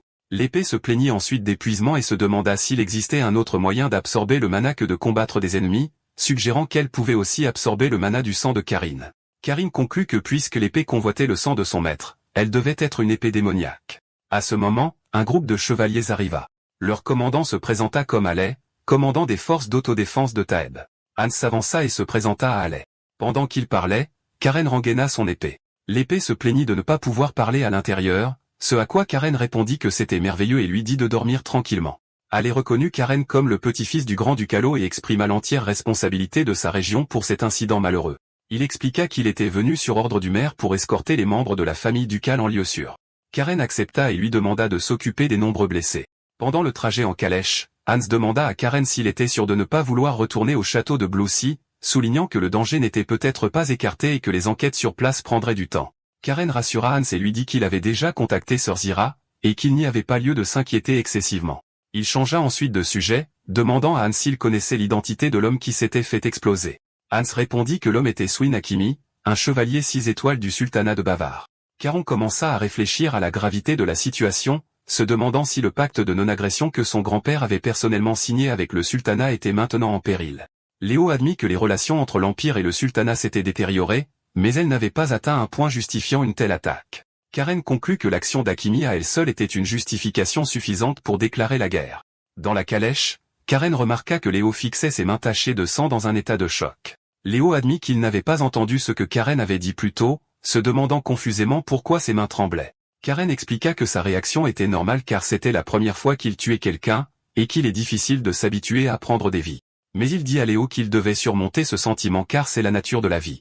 Peu de temps après, un garde annonça qu'ils arriveraient bientôt dans le territoire autonome de Théba. En entrant dans la ville, Karen regarda par la fenêtre et commenta pour lui-même à quel point ces bâtiments étaient fastueux et luxueux. Le maire les accueillit chaleureusement, leur souhaitant la bienvenue sur le territoire de Théba. Le maire exprima son soulagement de leur arrivée en toute sécurité et promit que sa région ferait tout son possible pour découvrir le cerveau derrière l'incident et s'engagea également à coopérer pleinement à l'enquête de la famille Listan. Karen l'interrompit, assurant au maire qu'il savait que le territoire de Théba n'était pas impliqué dans l'attaque, ce qui soulagea visiblement le maire. Hans commenta que le maire avait beaucoup changé depuis qu'il était ministre des Finances, ce à quoi le maire répondit, regrettant d'avoir accepté le poste de maire maudit. Il s'excusa ensuite pour son discours informel devant le petit-fils du duc. Karen lui demanda de parler confortablement car les formalités avec ses aînés le dérangeaient. Le maire hésita d'abord, disant qu'il ne pouvait pas parler de manière informelle avec un membre d'une grande lignée ducale, mais il accepta bientôt gracieusement l'offre de Karen, puis se corrigea après l'avoir accidentellement appelé par son prénom. Pour changer l'atmosphère, le maire suggéra de se déplacer dans un autre endroit pour continuer leur conversation. Dans une pièce privée, Karen commença à interroger le maire, soulignant que les assaillants avaient utilisé des explosifs, et non du mana, pour détruire le chemin de fer. Il expliqua que les explosifs ne peuvent être obtenus que par l'administration de l'approvisionnement militaire, qui est strictement gérée par l'Empire, ce qui rend presque impossible de les faire passer en contrebande de l'intérieur. Kern proposa ensuite sa théorie, se demandant si les explosifs avaient été introduits clandestinement de l'extérieur de l'Empire, en particulier du sultanat de Bavar. Il rappela au maire que l'Empire et le sultanat étaient les seuls capables de fabriquer des explosifs d'une telle qualité et laissa entendre que la situation serait embarrassante pour le maire si des marchands de Théba étaient impliqués dans une telle contrebande. Le maire fut choqué par la précision de la déduction de Karen. Le maire réalisa que s'il n'était pas d'accord avec la théorie de Karen, il pourrait être considéré comme un complice. Il fut donc contraint d'admettre que la probabilité de contrebande était élevée. Dans son cœur, le maire maudissait les stupides contrebandiers qu'il avait mis dans cette position difficile. À ce moment-là, Karen lui demanda de se souvenir d'une chose, que les chevaliers Seawolf et les membres du château de Blue Sea avaient été blessés dans cet incident. Le maire réalisa qu'il était acculé, que la famille Listan était connue pour rendre les faveurs au décuple et les dettes au centuple, et qu'il serait fini s'il ne coopérait pas. Dans une tentative de changer de sujet, le maire interrogea Karen sur le bien-être de son père, affirmant le connaître bien et même être en étroite relation avec le grand-père maternel de Karen, Sir Gal. Karen sourit sarcastiquement, notant que le recours soudain du maire au name-dropping prouvait qu'il était un vrai politicien. À ce moment, un assistant fit irruption dans la pièce avec un message urgent de la capitale. Le maire pensait qu'il connaissait déjà son contenu, que la garde impériale était partie, mais l'assistant précisa qu'il ne s'agissait pas seulement de la garde impériale. Le commissaire du service des impôts internes lui-même était parti à la tête de la première division spéciale se dirigeant vers Théba. L'assistant révéla que le commissaire était Gal Barton, l'homme connu sous le surnom de Roi Démon. Lorsque le maire entendit le nom de Gal, il fut choqué et se demanda si Sir Gal lui-même était venu. Il s'est tourné vers Karen et lui a demandé s'il avait anticipé cela. Karen a répondu par l'affirmative, expliquant que son grand-père maternel tenait tellement à lui qu'il laisserait tout tomber pour sauver son petit-fils s'il était en danger. Cette nuit-là, les forces de la première division spéciale des services fiscaux internes sont arrivées sur le territoire de Théba, semant une atmosphère de tension dans les rues bondées de la ville. Le commissaire Gail Baraton les dirigeait avec une expression sévère qui n'augurait rien de bon. Ailleurs, le grand-duc Allo observait la scène, venant d'arriver. Son assistant a commenté que son arrivée était rapide, ce à quoi Allo a répondu que cela concernait son petit-fils. Pendant ce temps, les marchands de Théba étaient dans un état de colère et de confusion. Ils ont été surpris par la décision de mener une enquête fiscale soudaine cette nuit-là sans leur laisser le temps de se préparer, et ils se sont plaints que la tristement célèbre première division spéciale serait chargée de l'enquête. Dans la salle de réunion, le maire essayait de les calmer lorsque Karen et son groupe sont entrés. L'un des marchands principaux a soutenu la position du maire, soulignant la gravité de la situation. Karen s'est adressée aux marchands assemblés, leur expliquant l'ampleur du désastre auquel ils étaient confrontés. Il leur a rappelé que non seulement le chemin de fer de l'empereur avait été détruit, mais que le petit-fils du grand-duc et des membres du château de Blue Sea avait également été attaqué. Il a ajouté que l'attaque avait été menée à l'aide d'explosifs vraisemblablement introduits clandestinement par les guildes commerciales sur le territoire de Théba, puis leur a demandé s'ils comprenaient maintenant la gravité de leur position. Les marchands ont été stupéfaits et ont essayé de reculer, affirmant qu'ils demandaient seulement plus de temps pour se préparer. A demandé le nom du marchand qui parlait, et il s'est présenté comme le vicomte Homer du Homer Trading Group. Karen a calmement répondu qu'il s'assurerait personnellement de transmettre le nom du vicomte à son grand-père au service national des impôts. Le vicomte était terrifié et a supplié Karen de reconsidérer, admettant qu'il avait parlé à la hâte. À ce moment-là, l'arrivée de la première division spéciale et du commissaire a été annoncée. Gall et ses hommes sont entrés, et il a annoncé le début immédiat de l'enquête fiscale sur tous les groupes commerciaux. Il a expliqué que le service des impôts avait reçu des rapports faisant état de richesses accumulées grâce à la contrebande et à la fraude fiscale, et que l'empereur lui-même avait ordonné une enquête approfondie exigeant la pleine coopération de tous. Léo a chuchoté à Hans, lui demandant si la première division spéciale était vraiment si effrayante. Hans a expliqué que cette division s'occupe des marchands et des nobles de haut rang, et en raison du pouvoir de leurs adversaires, ils peuvent même mobiliser la garde impériale, confirmant qu'ils étaient en effet effrayants. Après cela, Gall s'est approché de Karen et l'a salué chaleureusement, commentant que 3 ans s'étaient écoulés depuis leur dernière rencontre. Plus tard, Gall et Karen parlaient en privé. Gall a demandé à son petit-fils s'il allait vraiment bien, et Karen lui a assuré que oui. Il a ensuite demandé s'il soupçonnait quelqu'un, ce que Karen a nié. Lorsque Gall a soulevé la possibilité qu'il s'agisse d'une affaire familiale interne, Kern a rejeté l'idée, disant que si ses oncles étaient les auteurs, ils n'auraient laissé aucune trace. Il a expliqué que les coupables dans cet incident avaient délibérément laissé des traces comme s'ils voulaient faire croire qu'il s'agissait de l'œuvre du sultanat de Bavar. Gall a demandé à son petit-fils s'il avait l'intention de trouver et de punir lui-même les coupables, puis lui a conseillé de ne pas le faire, lui rappelant que le monde est vaste et plein de gens puissants et que des dangers se cachent encore dans cet endroit. Il lui a ordonné de se taire pour l'instant et qu'il partirait pour la capitale le lendemain matin sur ordre de l'empereur. Il lui a assuré que les adultes s'occuperaient de cette affaire. Karen a accepté avec un sourire, promettant qu'il resterait calme. Mais alors que Gall s'éloignait, il pensa qu'une panne de courant se produirait et réalisa que Karen n'avait jamais eu l'intention de tenir sa promesse. Cette nuit-là, à la résidence de quelqu'un nommé Owen, il y avait une agitation alors qu'une voiture était chargée à la hâte. De la voiture, sa femme lui a demandé s'il viendrait avec eux. Il lui a assuré qu'il les rejoindrait bientôt et a ordonné au véhicule de partir.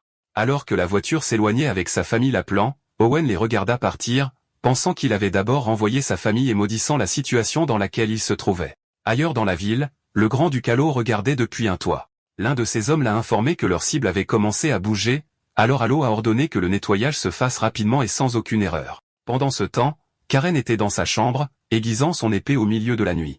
Sœur Zeru, qui venait d'arriver, l'a interrompu, lui demandant s'il prévoyait de semer à nouveau le trouble. Karen a mentionné qu'il avait entendu dire que le commissaire Gall lui avait interdit de sortir et a demandé à Zeru s'il prévoyait également de l'arrêter. Zeru a expliqué qu'il était seulement venu livrer un ordre du chef de famille, le grand-duc Allo. Zeru a officiellement récité l'ordre à Karen Listin, le plus jeune petit-fils de la famille Listin. Des réceptions de cet ordre, vous devez trouver immédiatement les coupables et percevoir le prix du sang pour les morts. Il a conclu l'ordre en demandant à Karen de leur montrer clairement ce que signifie la loi du château de Blue Sea. Karen a souri méchamment en entendant l'ordre et a déclaré son obéissance à l'ordre du chef de famille. Zeru a commenté que ce serait sûrement une longue nuit. Plus tard, Karen et Léo erraient déguisés dans les quartiers de Théba. Léo se plaignait, se demandant pourquoi il devait jouer le rôle d'un serviteur et aller dans un endroit où les transactions illégales étaient monnaie courante. Karen a expliqué que si 2 jeunes nobles erraient dans cet endroit sans escorte, cela éveillerait des soupçons inutiles. Bien que Léo ait compris la logique, il a continué à se plaindre d'être celui qui jouait le rôle du serviteur. Karen a fait taire Léo, lui disant qu'ils étaient proches de l'endroit que Zeru avait mentionné. Léo était nerveux, commentant que l'endroit avait l'air louche et ne convenait pas au jeune maître. Karen s'est moqué de lui et a proposé de le laisser rentrer s'il avait peur. Soudain, une personne est apparue devant eux et a demandé pourquoi ils étaient là. Karen s'est avancé et l'a salué, expliquant qu'il avait été envoyé par Cerceru. L'homme les a accueillis, disant que c'était un honneur de servir les jeunes maîtres. L'homme a révélé son visage et s'est présenté comme Julio, puis a suggéré qu'il déménage dans une maison sûre qui avait été préparée pour eux. À l'intérieur de la maison sûre, Julio a expliqué que l'endroit était équipé de dispositifs anti-écoute afin qu'ils puissent parler librement. Karen, en tant que résident de Théba, lui a demandé comment il était devenu un informateur pour la famille Listan. Julio a répondu qu'il remboursait une faveur que Sœur Zeru lui avait montrée quand il était enfant. Karen est allé droit au but, disant qu'ils avaient des renseignements selon lesquels quelqu'un prévoyait d'attaquer la famille Listan en faisant passer des explosifs en contrebande et en exploitant des informations sur leur voyage dans la capitale. Karen a demandé à Julio s'il connaissait l'identité du coupable, et Julio a répondu oui. Il a expliqué que, d'après les informations qu'il avait recueillies, il n'y avait que 2 groupes commerciaux sur le marché noir qui traitaient des explosifs. C'était le Care Group et le Caligo Group, mais il a ajouté que le Care Group était en train de se retirer du marché noir. Karen a posé des questions sur la nature du Caligo Group, et Julio lui a dit que c'était un groupe composé d'anciens esclaves qui accepteraient n'importe quel travail tant qu'il était rentable. Julio a ensuite révélé une information cruciale. Il avait appris que des membres du Caligo Group avaient quitté la ville plus tôt dans la journée, ce qui a choqué Karen. Julio a reconnu que le départ du Caligo Group en même temps que l'attaque les rendait très suspects. Karen a commencé à analyser les options disponibles, le Care Group, qui se retirait du marché noir, et le Caligo Group, composé d'anciens esclaves qui ne refuseraient aucun emploi rentable. Léo a souligné qu'il n'y avait pas assez de temps pour enquêter sur les 2 groupes et a posé des questions sur leur prochaine destination. Karen a souri, disant que la réponse était évidente. Les gens qui n'ont rien à perdre sont toujours les plus imprudents. En conséquence, ils ont décidé de se rendre à Caligo, et Julio s'est engagé à les emmener sur leur marché noir. Pendant ce temps, le maire Glynn parlait avec le commissaire Gall. Glynn a demandé à Gall s'il était vraiment à l'aise de laisser Karen agir seule. Gall a répondu que son gendre, le grand Ducalo, lui avait envoyé une lettre personnelle le suppliant, il n'avait donc pas d'autre choix, ajoutant que les loups ont leur propre façon de traiter avec les loups. Gall a ensuite révélé que Karen lui avait lui-même demandé une faveur, de trouver toute excuse possible pour le retarder et le tenir à l'écart. Bien qu'il ait été impressionné par l'audace de son petit-fils, Glynn a exprimé son inquiétude, notant que Karen n'avait que 13 ans. Gall a rejeté ses inquiétudes, disant que Karen avait déjà prouvé ses capacités. Et pour les génies, l'âge n'est qu'un nombre. Mais Glynn a insisté sur le fait que Teba était un endroit où le danger pouvait frapper à tout moment et que certains des groupes commerciaux corrompaient des politiciens dans la capitale pour étendre leur influence. Il a ajouté que, bien que Ducalo ait choisi de rester à la frontière, les puissantes familles nobles de la capitale surveillaient de près la famille Listan, et Teba était pleine de gens prêts à tout pour gagner leur faveur. Gall a expliqué que c'était précisément la raison pour laquelle l'empereur était intervenu dans les affaires de Teba, afin d'empêcher l'empire d'être dirigé par ceux qui n'agissent que pour leur propre intérêt. Gall a ensuite lâché une bombe. Sir Mason était à Teba. Glynn était choqué, se demandant s'il parlait du bouclier incassable, Mason aux 8 étoiles. De retour avec Karen et son groupe, ils sont finalement arrivés à l'entrée du marché noir de Caligo. Julio a confirmé que c'était la seule entrée et a expliqué qu'en cas d'urgence, elle pouvait être scellée de l'intérieur. Un fait que Karen a commenté comme étant brutal. Alors qu'ils se préparaient à descendre, ils ont trouvé leur chemin bloqué par des gardes qui avaient saisi et ligoté Julio. Un des gardes a informé Julio qu'il ne recevait aucun client ce jour-là sur ordre du patron et leur a dit de repartir. Quand Julio a demandé pourquoi, le garde a prétendu qu'il ne savait pas et leur a demandé de partir poliment. Quand ils ont continué à poser des questions, le garde a tiré son épée de manière menaçante. Karen a froidement défié le garde, l'invitant à tenter sa chance et à dégainer son épée pour voir ce qui se passerait. Le garde a hésité tandis que Julio suppliait Karen de se calmer. Sur ce, Karen s'est tournée vers Léo, qui était déguisé en aura, et lui a ordonné de lancer le plan B. Léo était confus et choqué, pensant qu'il n'avait jamais eu de plan B en premier lieu. Quand le garde a constaté que les mots n'étaient plus d'aucune utilité, et après avoir épuisé toutes ses tentatives pour les persuader de changer d'avis, il a décidé de recourir à la force en dernier recours. Mais juste au moment où il allait bouger, une voix forte de Karen lui a dit d'attendre avant de se jeter sur lui en un clin d'œil. Au milieu de cette attaque soudaine, l'épée légendaire de Karen, Guillotine, s'est adressée à son maître avec un ton plein de sarcasme, le traitant de fou, et a froidement expliqué qu'elle refusait de goûter ce genre de sang bon marché, ce qui était indigne d'elle. Karen était sincèrement surpris. Il ne s'attendait pas à ce que l'épée parle si audacieusement et sans hésitation. L'épée a expliqué que tant que sa lame touchait la main de son maître, elle pouvait communiquer avec lui librement. Et puis elle a directement accusé Karun, affirmant qu'il ne l'utilisait que parce que c'était une épée maudite qui convenait à sa nature imprudente et sanguinaire. Le garde était complètement choqué en assistant à cette scène étrange, se demandant ce que diable Karen faisait et comment une épée pouvait parler. À ce moment, Léo s'est déplacé d'un mouvement rapide comme l'éclair, arrivant en un clin d'œil pour se tenir devant le garde terrifié. Julio n'a pas pu s'empêcher de louer intérieurement les magnifiques et magistrales compétences de combat de Karen. Considérant cela comme un talent exceptionnel digne des jeunes et prometteurs loups de la prestigieuse maison de Listen, Karen a remarqué que Léo semblait apprécier cette situation chaotique et tendue, puis il a placé la lame froide de son épée sur le cou tremblant du garde. Julio s'est dit que Cerzeru n'aurait pas permis à Karen d'errer dans les rues sombres de Thèbes la nuit sans une bonne raison, puis Karen a demandé au garde avec un ton sarcastique s'il devait maintenant commencer le jeu d'otage qu'il avait perfectionné depuis longtemps. Le garde était complètement stupéfait, essayant de comprendre ce que Karen venait de dire, se demandant comment il pourrait sortir de cette situation en toute sécurité après tout ce qui s'était passé. Julio ne pouvait pas croire qu'un noble d'une famille prestigieuse recourait à une mise en scène de prise d'otage comme celle-ci, mais Karun l'a calmement rassuré en lui disant qu'il s'occuperait de toute l'affaire lui-même. À ce moment crucial, une voix féminine calme et puissante les a interrompus, déclarant que c'était assez de bêtises. La femme, qui s'est avérée être la mystérieuse chef de Caligo, a demandé à Karun d'arrêter immédiatement de terroriser ses loyaux subordonnés. Karun a demandé avec un sarcasme mordant si elle se souciait vraiment d'eux, ce à quoi elle a calmement affirmé qu'elle se souciait certainement d'eux car il l'avait soutenue dans les moments les plus difficiles et les plus sombres. La chef a ajouté d'un ton d'avertissement qu'elle ne pouvait pas rester les bras croisés et laisser un jeune loup enthousiaste comme lui se faire mettre en pièces sur son territoire. Karun a immédiatement remarqué qu'elle connaissait déjà leur véritable identité. La chef les a invités à entrer et à parler dans un endroit plus calme, mais Karin a répondu froidement, soulignant que la confiance faisait encore défaut entre eux. La chef a réalisé que son cher subordonné devrait jouer le rôle d'otage pendant encore un certain temps, et elle a commenté avec un léger sourire le plaisir évident et remarquable de Karin pour les situations de prise d'otage. Elle a annoncé qu'elle les attendrait volontiers à l'intérieur et a ordonné à l'un de ses hommes de confiance nommé Cal de guider les invités. À ce moment-là, Karun a ordonné à son otage de le précéder, et ce dernier s'est immédiatement conformé aux souhaits de la chef. Ailleurs dans la ville, le maire et Gal avaient une discussion inquiète où l'un d'eux se demandait si Sir Mason Ball, le chevalier chevronné du 8e rang, était réellement à Thèbes, ce que l'autre a confirmé comme étant très probablement le cas. Le premier a conclu de cela que la présence de ce chevalier signifiait nécessairement que le fils prodigue et illégitime de l'empereur, le 6e prince imprudent Rolivio, était également à Thèbes. Le maire a demandé à Gal s'il était inquiet par la situation, et Gal a expliqué que Sa Majesté le roi avait personnellement choisi Sir Mason parmi la garde impériale d'élite et lui avait confié la tâche difficile de protéger le 6e prince. Et bien qu'il soit impossible de prédire les actions étranges du prince, le maire lui a dit qu'il était très probablement venu à Thèbes pour le commerce d'outils magiques rares et variés. Mais leur plus grande préoccupation était la possibilité que Karin rencontre le prince car Karin était connu pour être du genre à créer des problèmes à partir de rien. Et s'il n'y avait pas de problème, il s'assurerait d'en créer lui-même.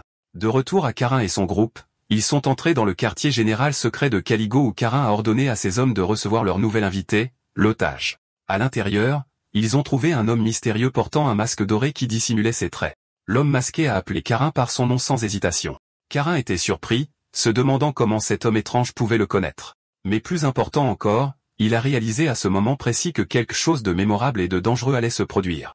L'homme masqué a exprimé son immense surprise et son plaisir de rencontrer le célèbre Karin, dont la réputation s'était répandue si loin et si largement dans un endroit aussi inattendu.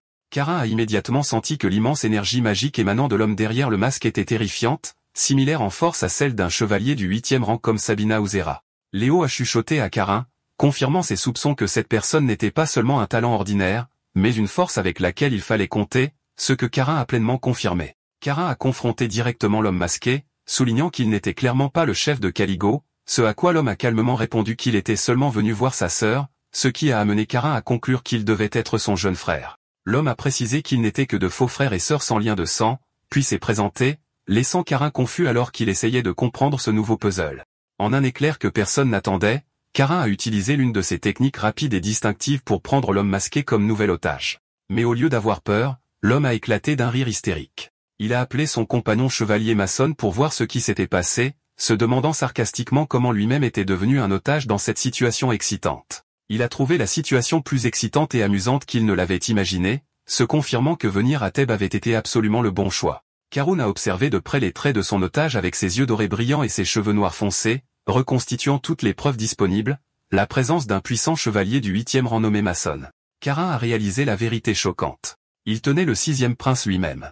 Le prince a trouvé toute la situation très divertissante et a imprudemment suggéré qu'ils aillent ensemble bouleverser le palais royal, ce qui a fait croire à Karin que le prince avait complètement et irrévocablement perdu la tête.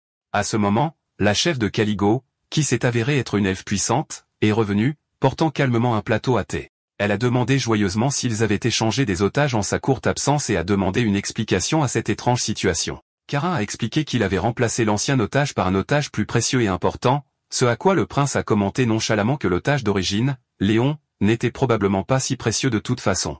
La chef lui a demandé la raison de son discours poli soudain avec elle, et Karin a répondu qu'il faut toujours montrer du respect aux elfes car ils sont des aînés et des possesseurs de sagesse. Karin a ressenti un flux massif d'énergie magique de la chef et une énergie similaire émanant du prince, concluant qu'ils étaient tous les deux des mages qualifiés. Avec une nette supériorité dans les compétences et la puissance de la chef a calmement dit à Karun que s'il était venu chercher la source des explosifs qui ont ciblé sa maison, il n'était pas responsable. Elle a suggéré qu'ils mettent leurs épées de côté et commencent à parler comme des parties civilisées, mais Karun a remis en question la façon dont il pouvait lui faire confiance si facilement. La chef a répondu avec une confiance absolue que si elle avait été celle qui avait attaqué la maison de Listen, elle n'aurait pas laissé derrière elle des preuves aussi stupides. Et puis elle a libéré son incroyable pouvoir magique qui a rempli la pièce. Karin réalisa immédiatement qu'elle était une puissante mage d'au moins le 7e cercle. La chef lui demanda alors, avec un sourire confiant, s'il était prêt à entamer la conversation maintenant. Une fois que tout le monde fut assis autour de la table, la chef réitéra son affirmation selon laquelle les explosifs utilisés dans l'attaque terroriste ne venaient pas d'eux. Elle admit qu'il manipulait bien des explosifs, mais seulement pour les expériences étranges et imprudentes du prince Rio. Le prince interrompit soudainement leur conversation, niant avec véhémence que le groupe de marchands Kerr était le coupable, les décrivant comme des lâches qui n'oseraient pas faire une telle chose. Il s'approcha ensuite ostensiblement de Karin, et Karin lui demanda de s'écarter. Le prince considéra que cette proximité était acceptable entre amis et lui demanda de l'appeler Rio à partir de maintenant, ce qui enragea intérieurement Karin. Mason avertit Karin de surveiller ses paroles, mais le prince lui dit de se détendre et de ne pas être si rigide. Intérieurement, Mason déplorait que le petit-fils de son jeune frère soit devenu si espiègle et imprudent. Karin se demandait si Mason connaissait vraiment son grand-père. Allô. Buena interrompit l'atmosphère tendue, suggérant qu'ils reviennent au sujet principal de leur visite. Elle se présenta officiellement comme Buena, la chef de Caligo, et exprima son profond honneur de rencontrer les petits-fils du plus grand héros du continent, le grand-duc Halo. Buena répéta une fois de plus que les explosifs ne venaient pas d'eux, mais elle proposa généreusement de révéler l'identité du véritable coupable derrière l'attaque. Elle ajouta qu'il y avait une condition simple pour cette information précieuse, ce à quoi Karin s'attendait déjà. Karin lui demanda d'énoncer sa condition sans mâcher ses mots, et Buena annonça que sa condition était que Karin devienne un ami proche de Rio. Karin réalisa immédiatement la gravité de cette demande et ses implications politiques, car s'associer directement à la famille impériale était lourd de risques et pouvait lui attirer beaucoup d'ennuis. Il pensa à la façon dont les gens déformeraient une relation aussi étroite entre l'héritier d'un puissant duché et un prince, car elle ne serait jamais perçue comme une simple amitié innocente et spontanée. Le prince rejeta ses préoccupations politiques, insistant sur le fait qu'ils pouvaient être amis et que cette affaire profiterait en réalité plus à la maison de Lisin qu'elle ne lui nuirait. Karin lui demanda curieusement quel serait l'avantage de cette amitié, et le prince expliqua que la maison de Lisin devait bientôt faire un geste pour reprendre sa position, et que cette amitié enverrait un avertissement clair et fort à l'empereur et aux nobles centraux. Pendant un bref instant, Karin pensa que le prince n'était pas aussi complètement fou qu'il l'avait pensé, alors il lui demanda pourquoi il poussait les choses à un point aussi dangereux. Le prince Rolivio répondit simplement qu'il ne voulait rien de plus qu'ennuyer son père et que son rêve ultime dans la vie était d'être le fils désobéissant et rebelle. Sur ce, Karin rétracta son opinion, confirmant une fois de plus que le prince était bel et bien désespérément fou. Buena lui demanda sa décision finale, lui rappelant qu'il n'avait plus beaucoup de temps pour réfléchir. Elle expliqua que la garde impériale arrivée avec la première division spéciale avait sa propre mission indépendante et qu'elle ne travaillait pas d'arrache-pied pour résoudre l'affaire de l'attaque contre les petits-fils de l'une des maisons fondatrices et prestigieuses de l'Empire. Se demandant si Karin avait envisagé la vraie raison de cela, Karin conclut immédiatement que les gardes devaient être de connivence avec l'auteur. Buena expliqua que l'objectif des gardes n'était pas du tout le même que celui de Karin. Buena présenta ensuite à Karin un document contenant toutes les informations qu'ils avaient recueillies sur les mouvements de l'auteur et toute la chaîne d'événements, et lui demanda à nouveau s'il acceptait ces conditions maintenant. Ailleurs, un homme aux cheveux roux ordonnait à ses disciples d'agir rapidement et d'exécuter leurs ordres avec précision. Il se rassura en se disant qu'une fois la mission terminée, la garde impériale effacerait toutes les traces et que son maître lui accorderait le titre de noblesse qui lui avait été promis. L'homme était submergé de bonheur, sentant que le titre dont il avait toujours rêvé était à sa portée, et il jura de servir son maître avec toute sa force et sa loyauté. Mais en même temps, il maudissait les fils du duc d'avoir survécu à l'attaque et commença à craindre d'être lui-même celui qui serait nettoyé et éliminé une fois la mission terminée. Il se consola en se disant qu'au moins, il avait d'abord mis sa famille en lieu sûr. À ce moment-là, l'un de ses subordonnés fit irruption dans la pièce dans un état de panique extrême, lui disant que des chevaliers avaient pris d'assaut l'endroit par la force. L'homme était terrifié, se demandant si la garde impériale était déjà arrivée pour l'éliminer. Karin se moqua bruyamment des marchands d'Owen qui n'osaient montrer leur visage que sous le couvert de l'obscurité. L'homme nommé Owen réalisa que ceux qui avaient pris d'assaut sa maison ne venaient pas de la garde impériale et se demanda avec confusion quelle était la cause de ce chaos. Il les reconnut rapidement, réalisant avec choc qu'il s'agissait de chevaliers de la maison de Lisin. Karin confirma froidement son identité en disant qu'il était le même noble sans valeur qu'Owen avait tenté d'assassiner. Karin commenta ensuite avec un sarcasme mordant l'ironie de la situation, à savoir qu'un homme qui voulait sa mort pouvait être si désireux de protéger ses propres proches d'une manière aussi pathétique. À ce moment-là, Sir Xerxes arriva et informa son jeune maître qu'il avait apporté exactement ce qu'il avait demandé. Owen regarda avec une horreur indescriptible le sac ensanglanté que les chevaliers portaient. Karin lui demanda avec une froideur glaciale s'il était curieux et s'il voulait voir ce qu'il y avait à l'intérieur, ce qui ne fit qu'accroître la terreur d'Owen, qui craignait pour le sort de sa famille. Karin jeta ensuite le sac par terre juste devant lui disant de regarder par lui-même et de confirmer son contenu. Owen s'effondra en hurlant « Ma famille », croyant que le sac contenait leur reste démembré. Karin s'approcha de lui et le gifla violemment au visage, lui ordonnant d'arrêter de se lamenter et de regarder de près, lui demandant avec moquerie si ses mains coupées ressemblaient vraiment aux mains des membres de sa famille. Owen demanda avec confusion et désarroi à qui appartenaient ses mains, et Karin informa qu'elles appartenaient aux assassins engagés que les partenaires d'Owen avaient envoyés pour tuer sa famille et se débarrasser d'eux. Les larmes remplirent les yeux d'Owen alors qu'il remerciait Karin de les avoir sauvés, mais Karin lui ordonna de ne pas le remercier pour le moment. Il lui rappela qu'il avait conspiré à l'attaque perfide contre la maison de Lisin et que des vies innocentes avaient été perdues à cause de lui. Karin expliqua qu'il avait sauvé sa famille parce qu'ils étaient innocents et n'avaient aucune faute, mais Owen n'était pas innocent.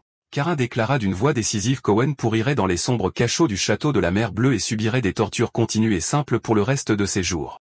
Il ordonna ensuite à Cerbère de l'emmener. Pendant ce temps, Buena interrogeait le prince sur la véracité des rumeurs qui se répandaient dans la capitale concernant la détérioration de la santé de l'empereur. Le prince confirma que les nobles étaient dans un état d'agitation et d'anxiété à cause de cela, et que les vieux fous assoiffés de guerre étaient les seuls à se réjouir de cette nouvelle inquiétante. Il ajouta que le conflit au sein de la garde impériale s'aggravait de jour en jour entre les partisans et les opposants à la guerre. Buena taquina le prince, disant que grâce à elle, il avait gagné un puissant allié. Mais il répondit que Karin était simplement tombé sous le charme de son charme et de son charisme. Buena fit remarquer intelligemment qu'il n'était pas comme ça lors de leur première rencontre. Le prince se souvint que lorsqu'il avait finalement échappé aux intrigues et aux conspirations du palais pour se rendre dans la ville de Thèbes en quête de sécurité, sa mère avait été brutalement assassinée. Si ce n'était pas pour le loyal Sir Mason qui l'avait sauvé au dernier moment, il l'aurait suivi dans la tombe. Il ajouta que s'il n'avait pas rencontré Buena, il n'aurait jamais appris la magie et ne serait pas devenu ce qu'il est aujourd'hui. Et tout comme ils sont tous deux de la plus haute importance pour lui, Karin deviendra également important pour lui car la maison du grand-duc Allo, qui est restée silencieuse pendant longtemps, est enfin sur le point de faire un geste. Dans une autre scène, le maire fut choqué par le désir audacieux de Karin de révéler publiquement l'attaque et toute l'enquête à tout le monde. Gall l'avertit que le prestige de leur maison serait gravement endommagé et lui demanda s'il était sûr de sa décision. Le maire se demanda également si Karin avait l'intention de tenir également toute la ville de Thèbes pour responsable. Karin rassura le maire en lui disant que le fardeau ne lui incomberait pas et jura qu'il ferait en sorte que les coupables ne rêvent même pas de dissimuler leur acte odieux. Au lieu de cela, le maire deviendrait aux yeux de tous le maire juste qui s'est courageusement dressé contre l'injustice. Zéru se souvint avoir reçu un ordre direct du chef de famille, le grand-duc Allo, lui disant de laisser Karin faire ce qu'il voulait sans interférence. Bien que Zéru ne comprenne pas entièrement ce que Karin prévoyait, il décida de suivre les ordres tels quels. Zéru a décidé de faire confiance à Karin cette fois et de surveiller attentivement ce qui allait se passer. Dans son bureau grandiose et majestueux, Lord Allo a reçu un message urgent de son jeune petit-fils, Karin, alors que son assistant confirmait que Karin avait l'intention d'annoncer publiquement les dommages et les résultats de l'enquête relative à l'attaque. Immédiatement après, Allo a convoqué le père de Karin, Bali, et l'a informé de l'arrivée de la lettre expliquant le plan en détail. Allo a expliqué que le plan consistait à annoncer les conclusions de l'enquête, ce qui conduirait inévitablement à l'arrestation d'un membre éminent du Conseil de Thèbes pour son implication dans l'attaque tout en présentant l'affaire comme une coopération totale du Conseil pour empêcher la récurrence de tels incidents, puis il a demandé l'avis de Bali sur la question. Tout en lisant la lettre, Bali a exprimé son profond choc. Réalisant que ce plan audacieux pourrait déstabiliser le fragile équilibre politique à Thèbes, il a souligné que son objectif essentiel était de donner plus de pouvoir au maire de la ville, dont l'influence était restée minime et marginalisée pendant longtemps. Allo était d'accord avec lui, expliquant que malgré l'immense pouvoir que les membres du Conseil exerçaient actuellement, révéler l'implication de l'un d'eux dans le terrorisme leur porterait un coup dévastateur dont ils ne se remettraient pas facilement. Allo a réfléchi à la nature complexe de son petit-fils, admettant qu'il avait toujours été imprudent et impulsif. Mais cette fois, il avait réussi avec une brillance étonnante à prendre sa revanche.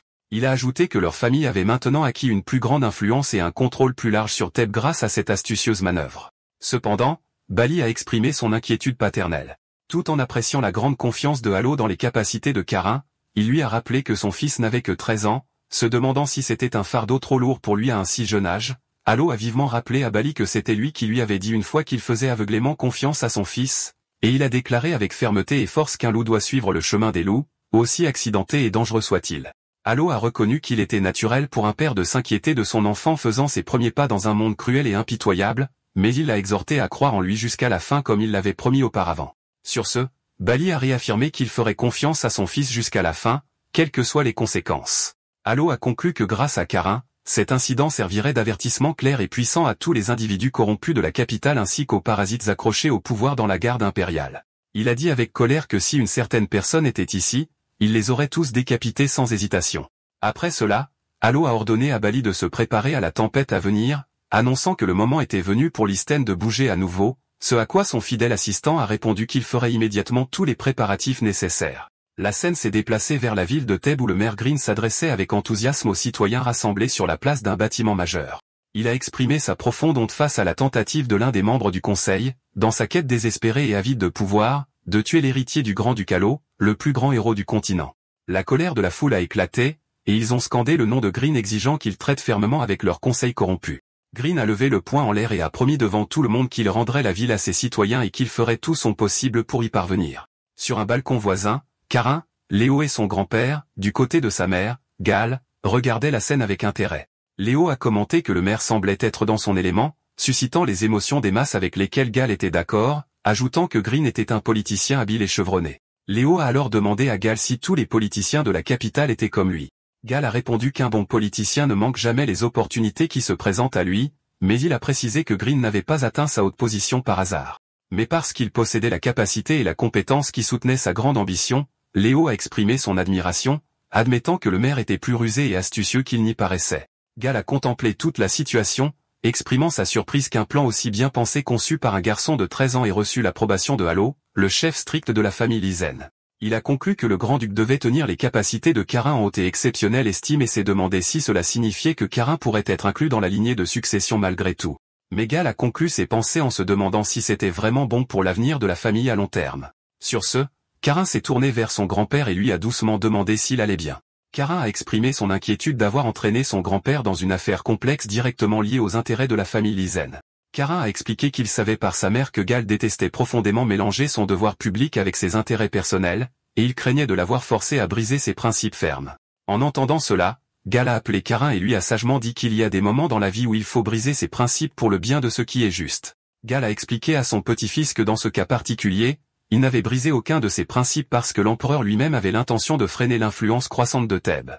Il l'a ensuite rassuré et lui a demandé de ne pas s'inquiéter de cette affaire et lui a conseillé que dans l'avenir, s'il se trouvait dans une situation qui l'obligeait à faire ce qui était juste mais que ses principes lui barraient la route, il ne devrait jamais hésiter à les briser. Après cela, Gale a annoncé qu'il partirait en premier car il avait des affaires importantes à régler avant de retourner dans la capitale. Alors Léo lui a fait ses adieux, lui souhaitant la sécurité jusqu'à leur prochaine rencontre dans la capitale. Plus tard, alors que Carin et Léo étaient appuyés sur le balcon surplombant la ville, Léo a interrogé son cousin sur le secret derrière la forte réponse émotionnelle des citoyens aux paroles passionnées du maire.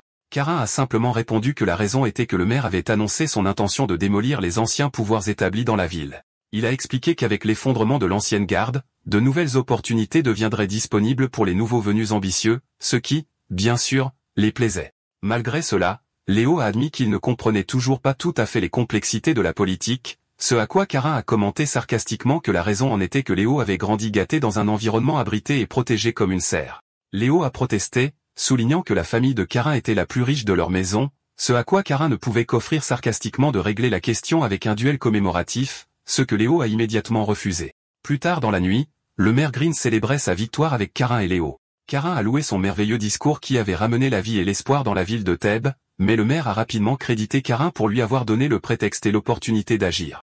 Le maire a ri, disant qu'il ne disait que la vérité, et Carin a plaisanté en disant que dans ce cas, c'était lui qui devrait être reconnaissant. Ensuite, le maire a prudemment posé des questions sur les Seawolf Knights, ce à quoi Carin a répondu que des forces supplémentaires avaient déjà été envoyées du château de Kyanghae pour renforcer la sécurité. Le maire a loué cette sage décision, exprimant sa profonde admiration pour la prise de décision rapide de la famille Lysten. Alors que Léo pensait à lui-même que c'était ce qu'ils appelaient des manœuvres politiques complexes. Après cela, le maire a fait semblant de les avoir gardés pendant longtemps et devrait les laisser se préparer pour leur ardu voyage vers la capitale le lendemain, mais Carin lui a dit qu'il lui avait apporté quelque chose de spécial. Lorsque le maire a curieusement demandé ce que cela pouvait être, Carin a expliqué que ce n'était rien de grandiose. Mais comme le maire allait traiter des affaires importantes et délicates, il aurait certainement besoin de fonds ici et là pour faciliter ses tâches. Le maire a été choqué quand il a vu les pièces d'or brillantes remplissant le sac. Carin a expliqué qu'il s'agissait d'une petite contribution des bénéfices que Léo et lui avaient tirés de la mine de Monostone dans la baronnie de Bello, et il lui a demandé de garder cela secret entre eux. La gratitude a rempli le cœur du maire, et il a chaleureusement remercié les deux jeunes hommes, les considérant comme les seuls à penser à ses intérêts. Alors que Léo se tenait à l'écart avec colère, pensant à lui-même qu'il n'avait jamais accepté de faire don de sa part des bénéfices. Le lendemain, alors que les bagages étaient chargés en préparation du départ pour la capitale, un assistant a informé Carin que la garde impériale serait chargée de les escorter. Cela n'a pas plu à Carin, qui se sentait mal à l'aise à propos de l'arrogante garde impériale. Sœur Zéru a expliqué que le chef de la famille lui-même avait approuvé la question. Carin lui a alors demandé si Zéru les accompagnerait puisqu'Anne s'était toujours blessé. Zéru a répondu qu'il aimerait bien, mais il était chargé de transporter les prisonniers et les blessés. Au lieu de cela, Sœur Hugo serait responsable de leur protection dans la capitale. En entendant le nom Hugo Lycène, le génie qui avait atteint le seuil des 6 étoiles à seulement 28 ans et était le fils de son cousin aîné, tel. Carin s'est rendu compte que ses plans de susciter un incident enflammé dans la capitale étaient devenus beaucoup plus compliqués. Carin a grommelé qu'au moins une chose ne se passait pas comme il le souhaitait. Soudain, ils ont entendu une voix joyeuse appeler Carin et Léo, petit frère, et une voiture luxueuse et ornée est apparue conduite par un jeune homme plein de vie et d'énergie. Le jeune homme a joyeusement demandé s'ils avaient mangé leur délicieux petit déjeuner, ce qui a incité Carin à demander à Sœur Zéru avec tout le sérieux possible s'il pouvait éviter d'aller dans la capitale, une demande que Zéru a fermement et énergiquement rejetée. D'accord, c'est la fin de l'histoire. Merci d'avoir regardé. À la prochaine.